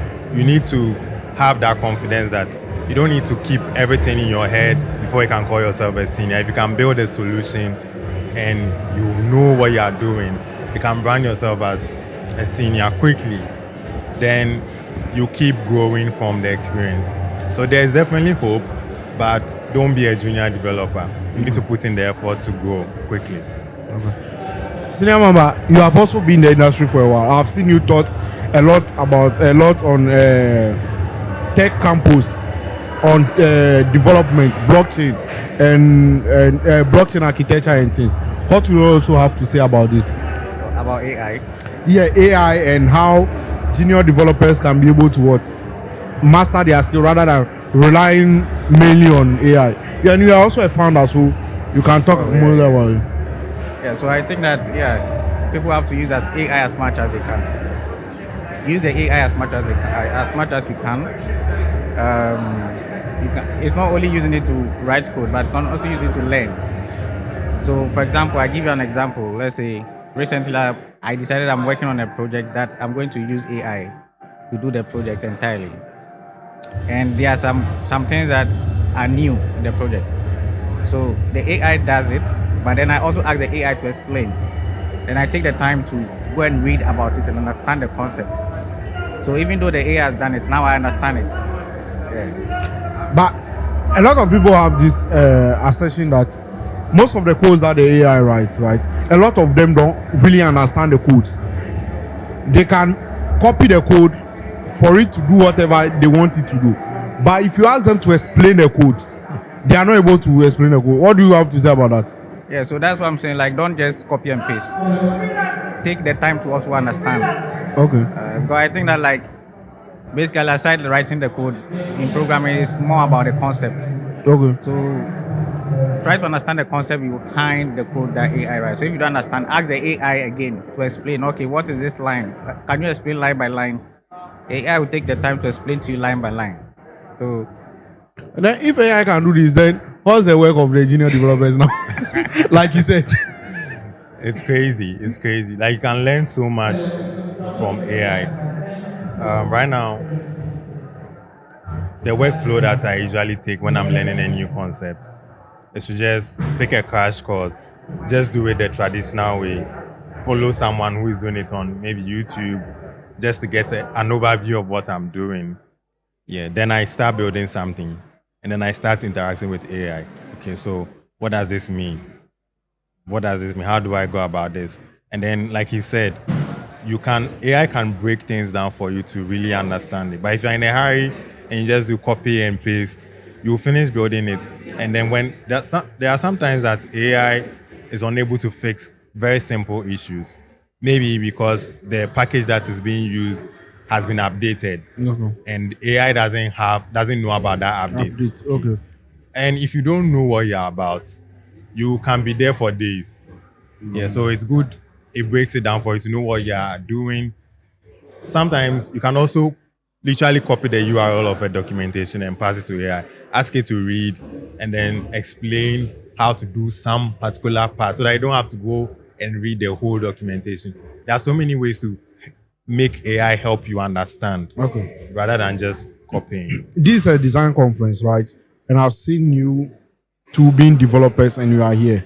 What do you have to tell other developers who are outside there, who don't go for this kind of design conference because they think it's not related to them, so they don't want to go? What do you have to tell them? I really believe that design is more like the blueprint of what we do, right? So we work hand in hand too. So it's an opportunity for you to meet people. It's an opportunity for you to also impact people and all that. You don't need to, put yourself on one end of the stick and say, okay, this is for designers. We work together a lot. So they should try their best to be involved. Yeah. So you are a founder. I would say I'm a businessman. Okay, businessman. Okay, you're a businessman. Yes. How do you think? What was the important for you of coming to this event today? Yeah, as senior man said here, the work we do, we cannot do it without designers, especially UI UX designers. Okay. Or any product that I know that I've contributed to. There are three things that you start with. You start with the architecture stuff, where you talk about architecture, feature. the requirements and then Yeah. non-functional requirements. Then from there, a designer then goes and does the design. And you even talk about the design back and forth even before you start writing the code. So once you start, you know, like it's clear in everybody's mind what you're doing. So for me, I don't see how I can start any project without a designer. And I mean, I've also founded a couple of startups as well. And with all of them, there's always a design first. And that really makes it easier to develop the application. So I came here to look for more designers, to connect with more designers. I haven't connected much though, by which maybe next time they need to have a, how do we call it? A way for people to showcase. I came here looking for designers. Where can I see a stand where people are just talking about showing maybe their portfolios, etc., etc. Okay. So next time they should do that. This is a very valid point for the organizers. Like, let people showcase their work. Maybe 1-2 minutes or something like that. People should apply and showcase their work. Like someone was here earlier. He said he's in need of graphic designers. He's here to recruit graphic designers. That's why he came here. He has a company who works with German, so he's just here purposely. But if there are some like stands, even if it is like paying something small to display your works for people, if you believe in yourself and they ask you to pay something small to display your work for someone to recruit you, I think it's a very good. Please, your last words. I know that you are in a hurry to go back home, so your last words for our audience before you leave. So I should ask the question. Yeah, your last words for our audience. My last words. Oh, okay. Yeah. I think don't fight with AI. All right, because AI is really permeating into every space.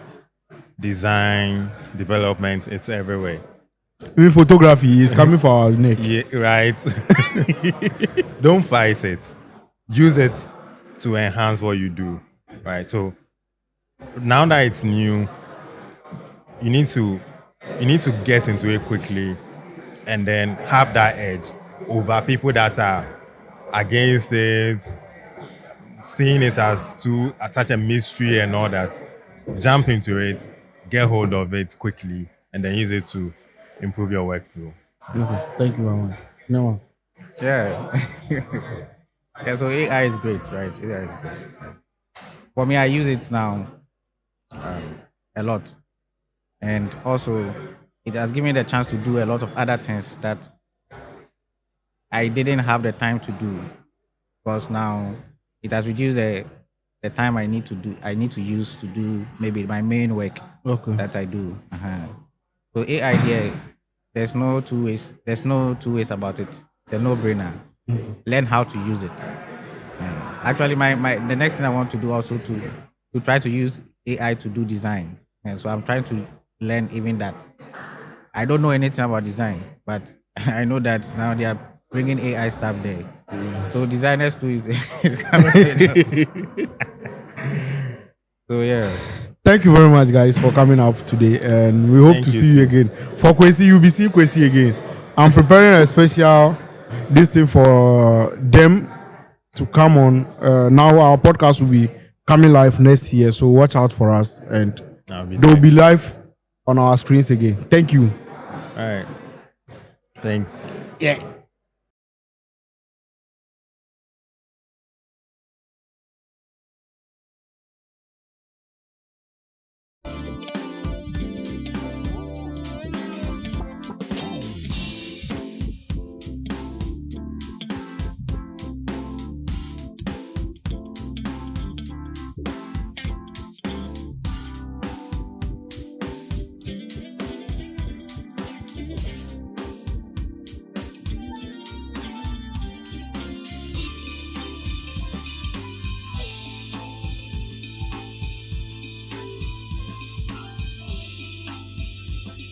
I go make ship around.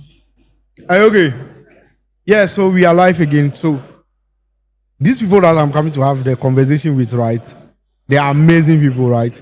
Everything you are seeing here today, from the stage to the designs you see on all the social media handles, the motion graphics, After Effects, whatever you are seeing, they were the brains behind it. And today we are coming to have a conversation with them to take us through the process of which they took to be able to achieve all this. Some of the challenges they face. I know not everything will come out easily. Some of the challenges they face to be able to come up with something like this. So I would like them to first introduce themselves. Senior man, kindly introduce yourself. My name is Sicha Mako Bernard. I'm the design leader at the Design Junkies. Okay. And I'm Andy Williams, Drake Rates. Oh, you can put the mic to your side. Yeah. It is movable. Yeah. So I'm Andy Williams, Drake Rates, a motion designer. Okay. Yeah. The lead motion designer. Yeah. And you are the lead graphic designer. Charlie. Senior one. Oh, big man. No, Charlie. Big man. This is that is a team. My boss. But Charlie, you have really done a great job. Like even the press here, like how you're able to arrange everything, like the colors, the fonts, and everything going on. Charlie, let me clap for you. Oh, the whole team. Let me clap for you. The team, you have really done a great job. Like, can you take us through some of the processes? Like, when did you start this? Because I don't think it's a week job or a month job. I think it's more than 2 months or 3 months of coming up with this, especially coming out from the graphic designer and the motion designer.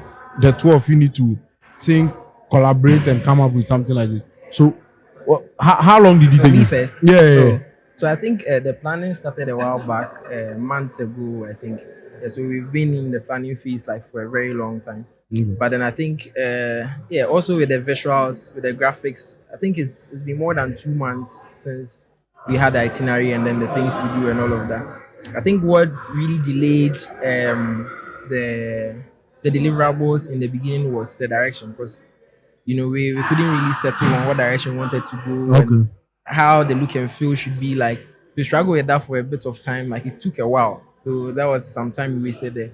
But then when we got the direction right, I think everything came in like really fluid. Okay. Yeah. Okay. So now you are in charge of the motions. How was it? It wasn't bad. The problem was, like you said, the direction on how to go, how to animate it, and as usual, mostly the challenges are more or less like finding the kind of inspirations you need to use, the kind of vibe, whether it's a Gen Z vibe, whether it's that kind of vibe you want to use. So that was probably the challenges, like with it. Yeah. That's nice. How long have you been doing this? Yeah, how long have you been doing this? No, it's been like, if I'm being honest, it's been like 3 years. 3 years? Yeah. Oh, that's nice. Because a lot of people are afraid to go into motion because of their PC specs. Because a lot of people say that it requires a lot of... That one, it actually requires a lot. Yeah. Before you can go into that. So coming up with this and seeing the motions coming up. So how did you... were there any challenges when you were coming up with the designs and the motions? Like, let me start from you especially.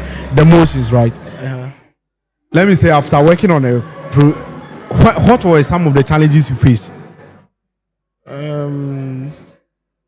Offhead, some of the challenges I think I faced was like the direction, like I said, which style I was supposed to use, because I had to align with the brand they were using, which means I did some motions and they were like, oh yeah, this is dope, but it doesn't really align with the vision. So I had to go through their brand, have a conversation with Bernard and get an idea of how they wanted it. And yeah, so getting the direction and with the motion aspect, I don't think, since it's my field, I don't think there was much of a challenge. Okay. What about you? I think the challenge that we would have faced was, aside the direction in the beginning, I think there was a lot of pressure getting to the day of the event, because there were a lot of things that needed to be done. But from a viewer's point, it looks like, oh, this one I go feed one more row. It make a hold on small, and the other designers also had things they were working on. So I think time on my side, because you have to combine doing that with doing other things as well. So time on my side, that was the challenge I was facing because I needed to devote like proper time to doing the stuff here. Although we had a direction, right, and everyone had a role they were playing. Yeah. So I think on my part that would be time. Oh, that's nice. So coming to this event today and looking at all these designs, all these motions being played on the screen, the designs being displayed here, how do you feel? Oh, it really feels amazing because I had the opportunity to talk to Sam a while ago, and he was like, "Oh, he needs a motion designer for some gigs." The fact that he believed in me based on something he saw was dope, and I wanted to be a part of something big. So getting to be a part of FiDCon, which is not a small event, like I was really happy to be of him. Yeah. That's great. Senior man, you see here, it's your graphics. Yeah, or it's your graphics. How are you feeling? It feels really exciting and rewarding to see it all come to, especially with the print. It came out how we actually designed this. So shout out to the print guys. And then senior. And then they stretched the thing. Like the thing come out proper. Yeah. Yesterday when I saw it, I was like, wow. And then you see this board here with the illustration. Shouts to Nikwe Kote. This is the guy behind the illustration. Top guy, like top guy. Yeah, Charlie, it feels really good to like have it all come to life. That's good. So have you been to any of the sessions? Like being the designers, and this is a design conference. I know you are the ones who organize it. You already know most of the things. But have you been to any of the sessions to also listen to other creatives to learn anything from them? Or you say you have all of them in your pocket? Oh, honestly, we've not really been to the session. We've been around trying to get some things done because, like you said, the pressure, the time, because even this morning we had to actually finish up with some patches. So he's showing me. It was this morning that he sent our designs. Oh, no, he did. It is for me.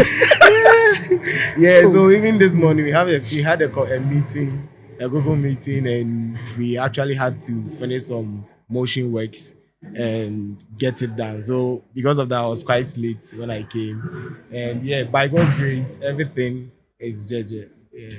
I know you say you are not there yet, right? You are not there yet. But what were some of the mistakes you made that when you look back today, you wish you could have done something rather than what you did? Well, my biggest mistake would be, I don't know whether it's a mistake or not, but not knowing the path I wanted to go on as in a motion designer or a graphic designer, because I actually spent 4 years doing a business administration accounting, something I didn't like. You get it? So I used to imagine that if I had spent time doing this thing, like how far would I be right now? The connections, the friends. So it's just events that I met my design friends. You get it? So if I could go back, the course I would offer wouldn't be will be related to the design or the motion graphics. Yeah. So now what you do? For me, I don't think I have any regrets up until now. I think I showed interest in art and design at a very young age. So my dad saw that. So in my early ages, before age 12, he had bought me a computer and I had already started designing. So I mean, it's always been like that. I've always wanted to. I did visual art, went to photo school, those kind of things. I never really fancied, long education, SAN, like all those kind of things. Yeah. I think the passion and the interest in art, creativity, design has always been there. So for me, looking back, I don't think I would have any regrets at all. What advice will you give to your younger self or someone who is looking up to you, right? Maybe the person has seen your graphics, your works. I know you will say you are not there. Yes, I know. But maybe someone has seen the work and he's been inspired and you want to be like, oh, I want to do like what he is doing. He has been able to, for your event to be, your motions to be played on this platform is a great opportunity and it's a great platform. So what would you have told your younger self or someone who is looking up to you to do something in the field that you are? Okay. What I can tell someone looking up to me or myself, my younger self, is there's no excuses. Like I said, I actually did accounting and it was a good thing. When you are dealing with business, you have a background.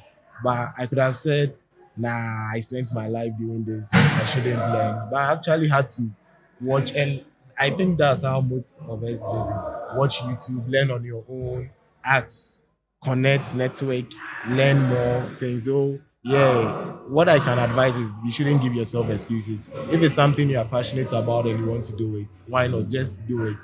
It's better to try and don't get anywhere than not to try at all. Yeah. Sure. What about you?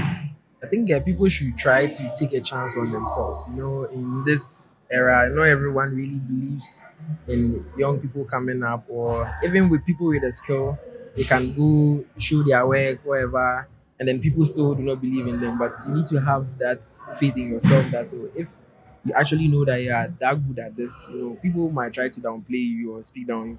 I've met a lot of designers. I see their work and I'm like, this is like Google standard work. Or this is like work that I'll struggle to do. And then they say, oh, I'm getting there like small. And I'm like, Charlie, like you be the guy. You are doing the thing. But, you know, they belittle themselves. So, you know, they go into rooms. They don't know how to. And I think that conversation stems from, you know, not knowing enough. You know, most people do not try to learn how to talk to people, how to negotiate, how to sell themselves. Like nothing. They just learn design, art. They are good at drawing. They are good at design. Then that's that. You know, there should be more to that. So you should try to self-educate a lot because it helps you in the long run. You know, imagine knowing what you actually want to do, doing it, and now it's hard for you to explain to someone why you took that path. You know, it means that you're doing it for fun or you're just doing it for the aesthetics. But when you try to self-educate more or then learn from other people, you know, there are a lot of people that are doing these things, right? And then they've treaded this path for a very long time. They know how to go about their stuff. There are things you can pick from how they work, the kind of life they live. You know, not everything, but some bits of it helps you in the long run. So I think people shouldn't try to downplay themselves. You know, that and now they come up and they are still coming up, but someone sees your work and then they're like, this guy, how he did that, you know? Yeah, people it's should true. try and believe. It's in like a themselves. lot of people don't have confidence in what they do. That's what me I always say. It's confidence and fear. That always make people. If you have the confidence, I will this and I can be able to do it, even if it is not nice, scramble. You have the confidence to say that it is nice. I think that is some of the thing. Charlie, thank you guys very much for sitting up here with us to have a conversation. We really enjoy your work. I see my people for the background. Yeah, they will also be coming so that we can have a conversation with them to tell us how they contribute to on the job. Thank you very much, guys. Thank you too. And follow me on Instagram, Mr. Bernard Sichi.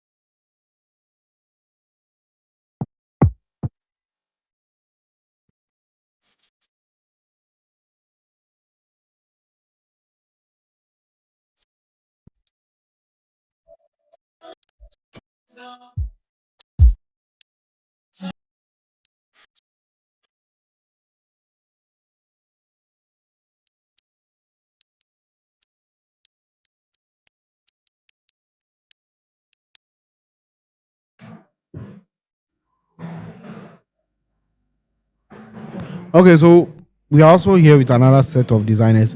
So the designers were many, not only one. But I'm surprised it's only one motion designer, but a lot of graphic designers. So we are here to have a conversation with them also to also see how they contributed for this event, right? So can you please introduce yourself? Yeah, my name is Prince Benjamin Kankambwedu. I am the design assistant for the FiDCon. Okay. And you are? My name is Clenam Adraku, and I'm a supporting designer for FiDCon as well. Oh, okay. Yeah. That's nice. How has it been working on the designs for this great conference? I mean, it's been amazing. I think last year we had the same experience. Yeah. I was the design assistant for last year. I worked with Bernard, and I think that's where we crafted the whole idea of our day for creatives. So actually, basically, I got the idea, and I told Bernard about it. It was like, "Yo, that's true. That's actually true." I tried to find my way around design as humor. So I look at design as humor anytime I'm working. When I came up with that phrase, we told the team lead, and it was like, yo, we can put this on. This can be a thing. And it was a thing last year, but it wasn't really loud. But this year we decided to, make it loud, own it for ourselves. So yeah, so far, it's been an amazing experience. Always, it will be, because I met Bernard not just on FiDCon. We have been working before we met on Oh, that's Design nice. Junkies. Yeah. That's nice. What about you? All right. So for me, I joined the Design Junkies earlier this year. I used to watch the Design Junkies on YouTube, listen to watch almost all their videos, and by the grace of God, I am now part of the Design Junkies, and I am part of the design team. I would say it has been a very great experience with the Design Junkies. Being a designer with the Design Junkies has taught me so many things. So many things. And I want to thank them for that opportunity. Yes, it has been so great. And working on FiDCon, designs for FiDCon has been, it's a mind blow. Like it blows my mind, because look at FiDCon. It's a big program. Yeah, and yeah. having the opportunity to design for FiDCon, I'm so thankful. Yeah. What were some of the designs, some of the things you were grateful for, and some of the challenges you faced when designing for this particular conference? Well, for me, I always say challenges are not something I think of. I believe it's a learning process. Okay. So I don't see it as a challenge. Okay. I see it as an opportunity to learn. Okay. So basically, these are the normal ones. Deadlines. Those basic ones. But for design in particular, design is something that is like a cycle. It goes on and on. If you learn UI UX, you realize that design is something that doesn't end. You don't have all the solution at a go. So you need to share your ideas, and you might have a nice solid idea, but it doesn't work. And that's what design is about. So we always look at the challenges as a process and a way to learn. I don't see it as a challenge, but we had some few challenges in terms of communication. Sometimes we might be swamped with other projects, and designers, reaching out to them and then getting feedback will be a problem. I think that's been the challenge, but it's fine. Yeah. Sure. What about you? Yeah. So the challenges for me, as for, are not so different. But then for me, there's this aspect of time management as well. So having to work for other clients as well as working on FiDCon designs has been a bit challenging for me, because sometimes clients are demanding that you do their work and send it to them at this specific time. But then there's FiDCon as well to work on. Yeah, and that's the only challenge that I would say is different from the challenges he has mentioned. You have been here, you have seen some of your designs.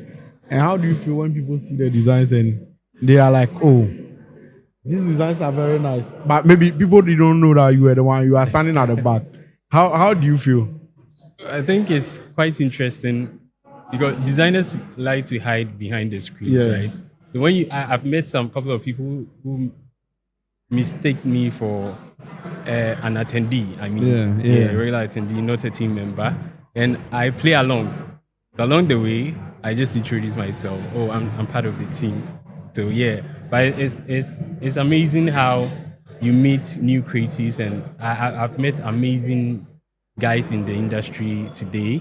I've connected, and then I realize how it's amazing when they realize You are the guy behind it. You are part of the team, and it's just some feeling, Charlie. Yeah, I mean, yeah. Yourself? It's been great. I mean, looking at people look at your designs and they're like, oh, they like people are just looking at the design and they're wondering. It's a great thing to look like, right? To look at, right? Because it's like I mean, that's like every designer's dream, right? For people to look at your work and say, oh, this work is great. I would like this person to work on my design someday or something. I mean, it's a great thing to look at, to look at, yeah. And similar to what he said, I think one of the volunteers saw me today and was talking to me, and he was showing me one of the designs on the social media page on Instagram, and he was showing me, and I was like, "Oh, don't worry, I designed that." And he was like, "Oh, you designed that," and he allowed me to go. I was like, "Yeah." I mean, that's how great it can be. Yeah. That's really great. People who are watching you, right? What do you have to tell them? Like being in your design journey, right? Some of the things you learned, some of the things you wish you could have done earlier. Can you kindly share it with them? Yeah, I think. Which one do you want me to start with? Any of them. Okay, fine. I think it would be what I knew I should have done, right? It would be collaborations. Okay. Meeting people, learning from each other. Okay. Because I realize human beings are not an encyclopedia of knowledge. So we need to learn from each other and know that we don't have it all. That's something coming out from school. You think, oh, I did graphic design, I have everything on there. Nah, it doesn't work that way. You need to humble yourself and learn from each other. Yeah, experience is the best teacher. So, yeah, and I think with what I've learned so far with Design Junkies will be communication, how we communicate, and the humor. You realize we had a group for the creative team, and a lot of it. We were working, but there were a lot of humor. So you enjoy it. It's like you are playing, but you are working. So you enjoy the creative process. Okay. And that has been something I've learned from Design Junkies, or communication systems. And yeah, I mean, I think that would be it. Thank you very much. Yourself? Yeah, so working with the Design Junkies has taught me so much. I mean, I thought I knew how to work in teams, but then working with the Design Junkies showed me that there is more to do with teamwork, and you get to learn a lot when you volunteer. I say this, right? So I used to use Photoshop so much that I thought I could use Illustrator for design. And I mean, I could use Illustrator just a little, right? So I thought I could use it so much. And joining the Design Junkies, Bernard, almost all the designs are done using Illustrator. And there's no way I'm going to use Photoshop to do a design which was done using Illustrator. So no matter what, you have to learn how to use Illustrator. So definitely, it's something you have to learn. So you get the opportunity to learn from other people, and you get an opportunity to, like, opportunities come for you when you volunteer. So I always tell people that volunteering is good. So always look for the chance to volunteer. Yes. And it's going to be wonderful for you. Thank you very much for passing through. Yes, thank you. And we love your designs, and we hope to see more of this next year. Sure. Thank you. Thank you very much. Thank you. Eden and Desi. Are you a God and Desi, right? Bring them. The two of them, bring the two of them.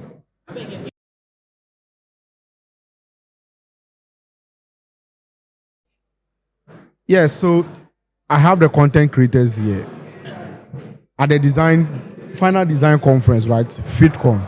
And this mic that I'm using is one of them who gave it to me. So you'll be seeing the one behind this camera, this mic today. Let them introduce themselves. You have seen one already on the podcast. He came to tell you something small before he went. So let them introduce themselves for you. My name is Desi Ocean. I'm a technical content creator. And what I do is I try to break down complex tech concepts into easy to understand bits and bytes, and I create content on it. So that's basically what I do. That's who I am. I've already introduced myself. I should introduce our new audience I've had up. Alright, so my name is Michael, popularly known as Are You a God? And as usual, spreading tech wisdom everywhere. Simple. That's nice. So this Desi is the one who gave us this mic. So shout out to him. Thank you very much. So thank you, Desi. Yeah. So what did you guys talk about on stage? I would like to hear from each of you. Basically, we had a conversation with the audience on creating content. Okay. So we got feedback, questions from the audience, things they have in terms of problems they faced, what advice they need while starting creating content. Yeah, and we answered based on what we know, based on our experiences as well. Are you a god? It's literally the same thing.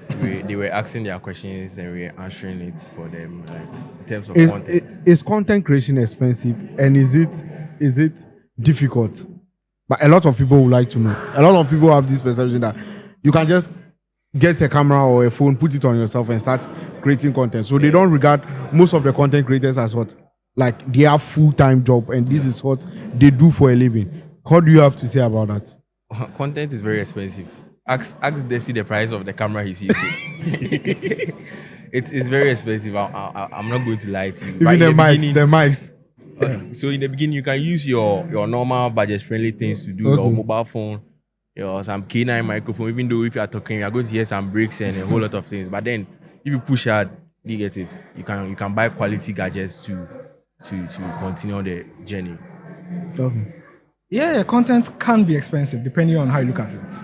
Right. There are some content creators who have been in existence for a long time and they're still using smartphone to shoot content because they have figured what works for them. Right. But let's say someone like me who wants a certain level of quality, wants to try certain things, wants to review certain things, it does involve money. So it can be expensive if you're looking at it that way. But also those who don't regard in terms of content creators having full-time jobs, it's a full-time job on this one, right? There's some days I could have created about 5 pieces of content in a day, started working around 5 a.m. I'm done around 7, 8. That's a full 9 to 5, 10 to whatever it is. So it's a full-time job. So I'll say like they should not regard it as a joke, but it actually takes a lot of time, takes efforts, and a lot of brain power too as well. I get often seen this a lot on social media where people who are trying to get into the content creation space, they want to buy cameras, big microphones, lenses, softbox, and things before they start. Is it necessarily to have all those things before starting? Like yourself, when you were starting, did you have all those things, or it's along the way that you got to purchase all those things? I started with a smartphone. I didn't have lights. I didn't have anything. All I had was a smartphone. So I was even making makeshift lights, like bulbs that we fixed. I cut a cardboard, put a bulb inside, as my softbox.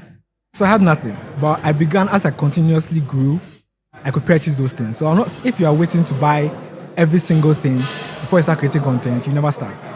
So start what you have. As time goes by, you can purchase whatever you want to purchase along the way. I mean, I'm still using phone to shoot my content, so wow. Normal. But then when I started creating content, I bought some microphone there. Even my original voice was even far better than what the microphone was giving me. So at some point I had to drop that microphone and voice out, and then you use it to pass through some mechanisms and then remove the noise cancellation and edit it. You get it, because voice is very important when you are creating content. It's even important than your video quality, because if you have that video quality, your video is in, let's say, 4K, 8K, and then the voice is very bad, people will just skip your video. What is he saying? You get it? My producer always tell me that we should invest more into audio than into into camera, because when the quality of the video is not that much, people would like to listen to whatever you are saying. So my next question will be, in the age of AI, right, how is it helping you as content creators to be able to maneuver your way around or make your work faster and things? Oh, for me, in terms of AI, do you use it though? Oh, I do a lot. AI does help in research, right? Because sometimes it's a topic I want to talk about and I have to go and read some research paper. I don't have that time. So AI helps in summarizing some of these things and giving me a fair idea. But also, I use AI a lot in audio.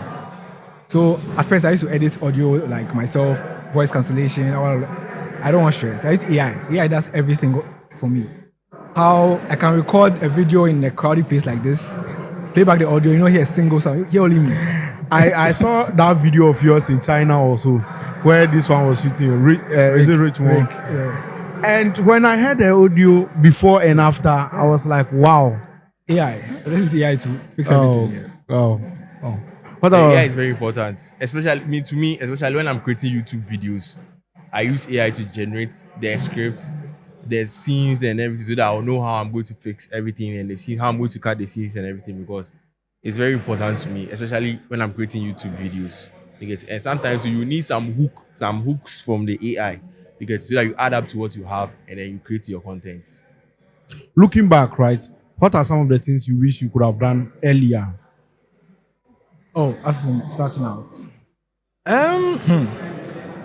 I'd have been more intentional on the kind of content I want to create, right? As time has gone by, there are some kind of content I know people are more interested in.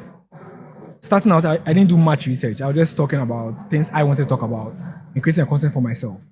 But as time went by, I was able to understand that the content is not necessarily for me, but for people that are watching and what they want in terms of topics, in terms of conversations around that. So I think in the beginning, if I had known earlier, I'd have focused a bit more on research, and also I'd have focused a lot on audio. I was focused on video, right, at a point. So you're looking for the best quality looking video possible. But I was not so focused on audio. Okay. If I had started earlier and I was focused on audio, I think things would have been much more different. What about you? Okay, be my honest, I wish I could have started way earlier. You get it? Because through this content creation, there are some places that you go. For regular people, they will say, like, they're going to stress you out, but you will definitely go there and someone will be like, oh, I know you, I know this guy. Free pass, you see those kind of opportunities. So I wish I started creating content way earlier. That's my only regret. What's that one word you tell someone who is watching you right now, right, to take out from you? Maybe someone looking up to you. What's that thing you tell the person to take out from you? You better get your energy up. Yeah, definitely. You do have to get your energy up in the sense that content or creating content is not easy. It does take a lot of strength, brain power, physical power, and a lot of time. So if you are looking to do something similar to what I do, just focus on having the strength to actually do it and be willing to go forward with it. As you said, you should be mentally ready to face all these things, and you should be consistent and be unique. Yes, the unique. I wanted to say the unique part, because if you don't have a niche, we all create content. We are all tech content creators here, but we all have a niche that we create. So that's one thing that I'll tell you to take out from me. Thank you very much, guys, for passing through, and I hope to see you again next time.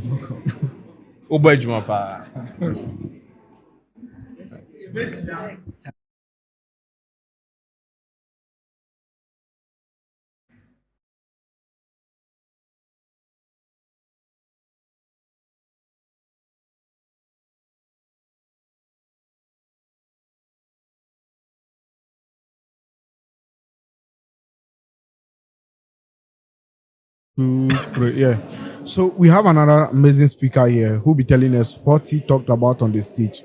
So without wasting much time, we know we've wasted a lot of your time today, so let's go straight to him so that he can introduce himself for us. Okay, so my name is Wolfgang and I'm the co-founder of Passora.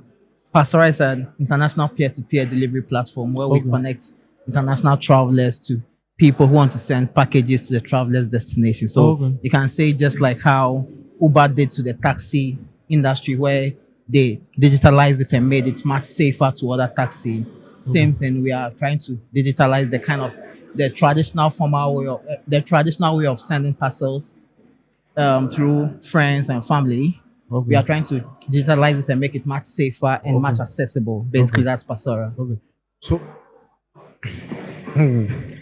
this question, which countries are you operating in currently? So for now, we are looking to operate in the US, in Canada, in Europe, and also in the Middle East, like Dubai. Okay. So what are the processes like for you when you are someone want to send a passage from here, maybe Yeah. to maybe US also? What are the process? Okay, Is it an online platform or is physical working? Yeah, so Pastora is a mobile application. Okay. You download it from the Google Play Store or on the App Store. Okay.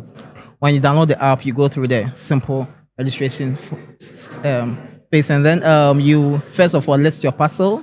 You list your parcel on the app, and a traveler comes on the app, finds your parcel. When it matches their flight itinerary, they accept your parcel. You communicate with the traveler.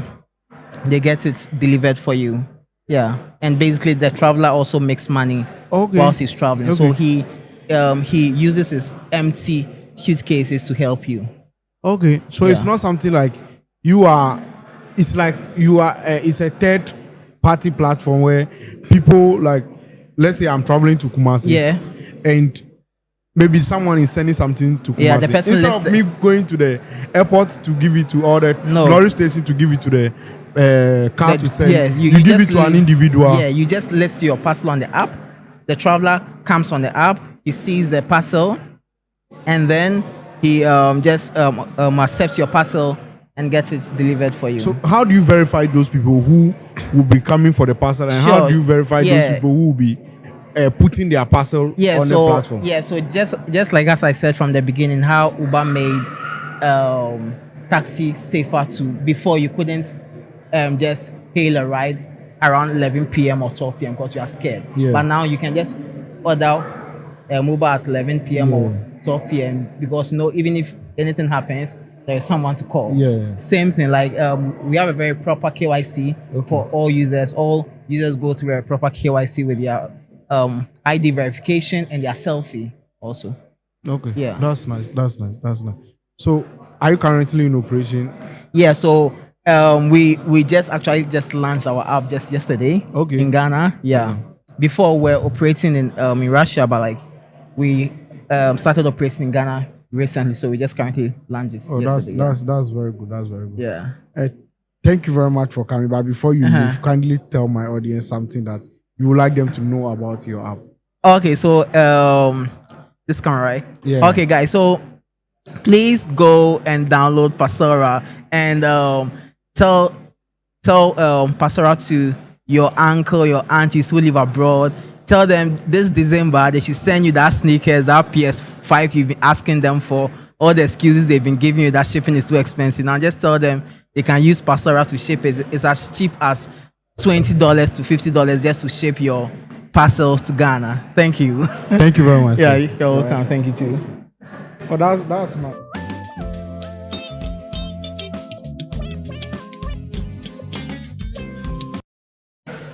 Yeah, so we are back again. We have one speaker here who'll be telling us about his startup. He's building something amazing that we would like the community to hear about it.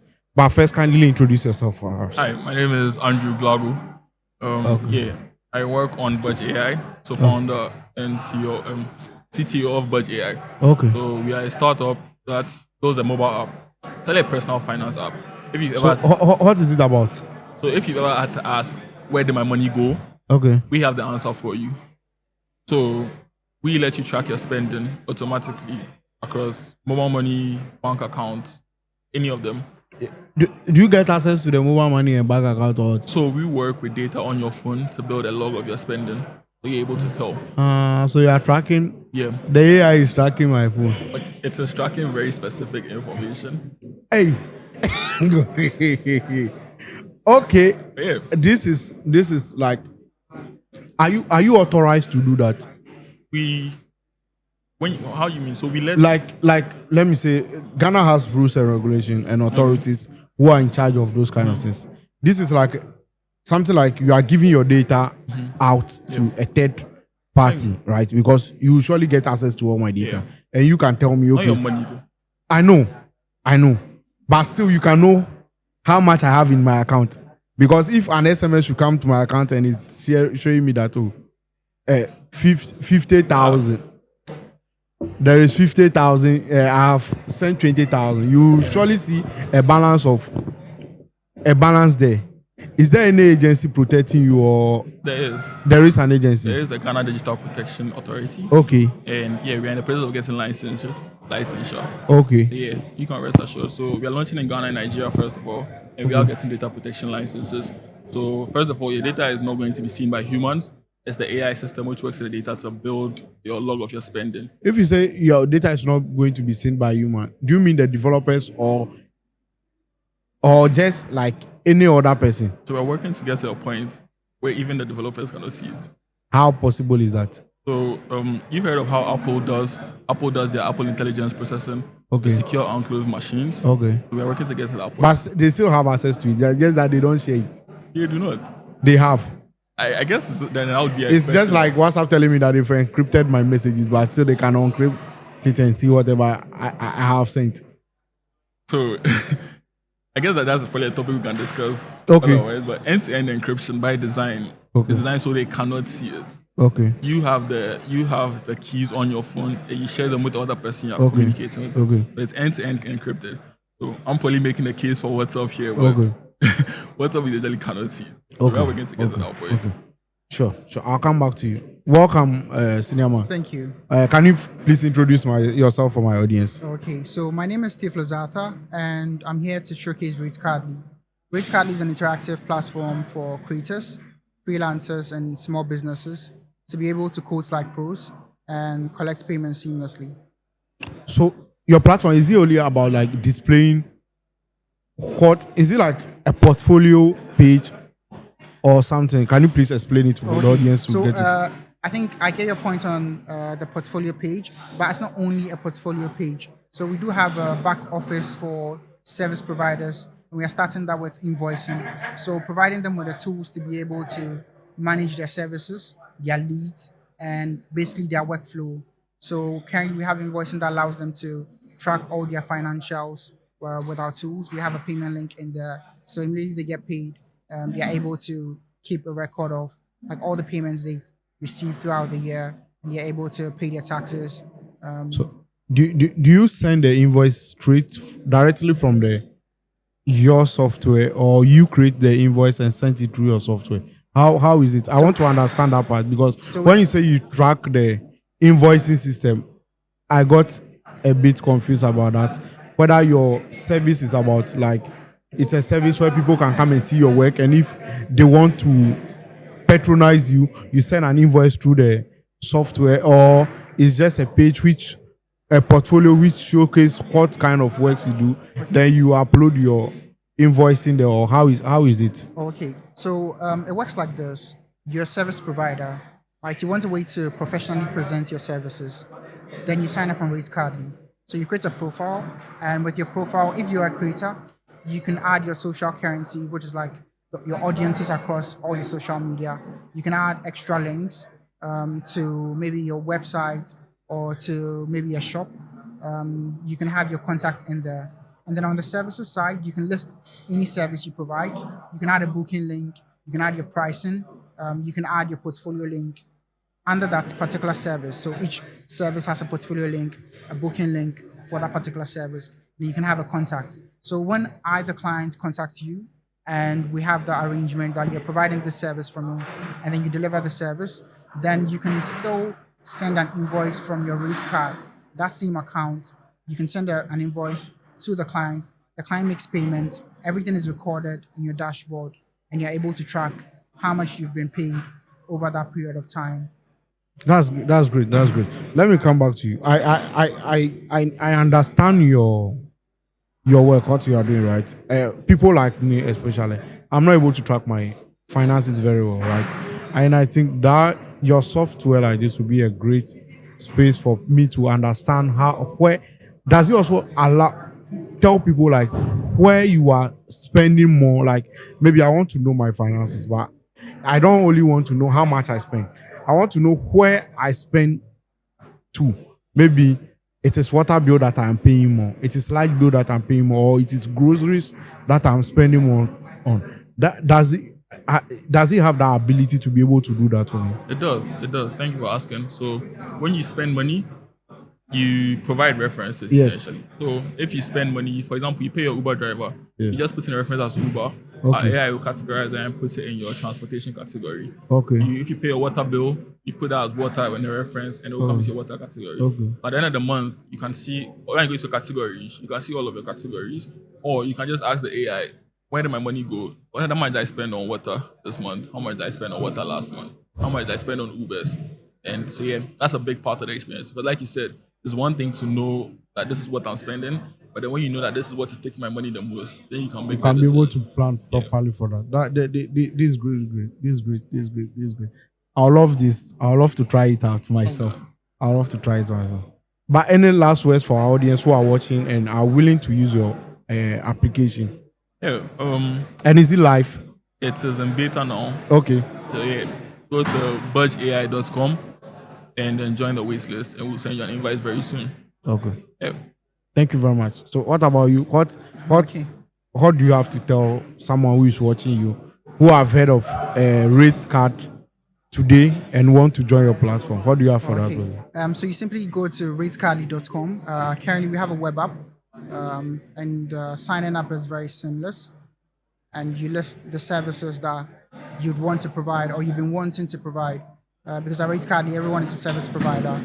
And when you deliver your services, you can collect payments seamlessly without invoicing. Thank you very much, guys, for passing through. I really appreciate it. Thank you. And Budge is budget without a T. Budge without a T. Budge AI. Can you spell it for them? So budgeai.com. Okay. Thank you very much.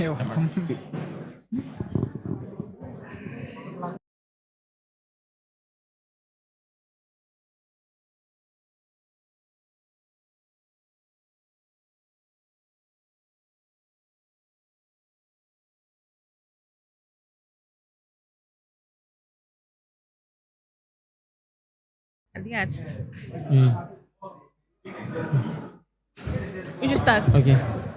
So hello everyone. I'm Caleb and I'm the community manager for the Design Junkies community. And I'm here with Letitia, part of the Design Junkies. Okay. Letitia is also a member of the Design Junkies, and we just want to talk about how she joined the community and also some of the perks, some of the advantages of being in the community. So, Shia, how has it been for you? When did you join first, actually? Actually, I think I joined this year when I was actually trying to find a community that can help me in my new career path that I was taking. So, actually took designing serious this year after last year of processing and trying to go around how things are going to help me. Yes. So it was this year that I took that design serious, and I was like, I can't do this alone. I have to get a community to join so that at least I can know my whereabouts.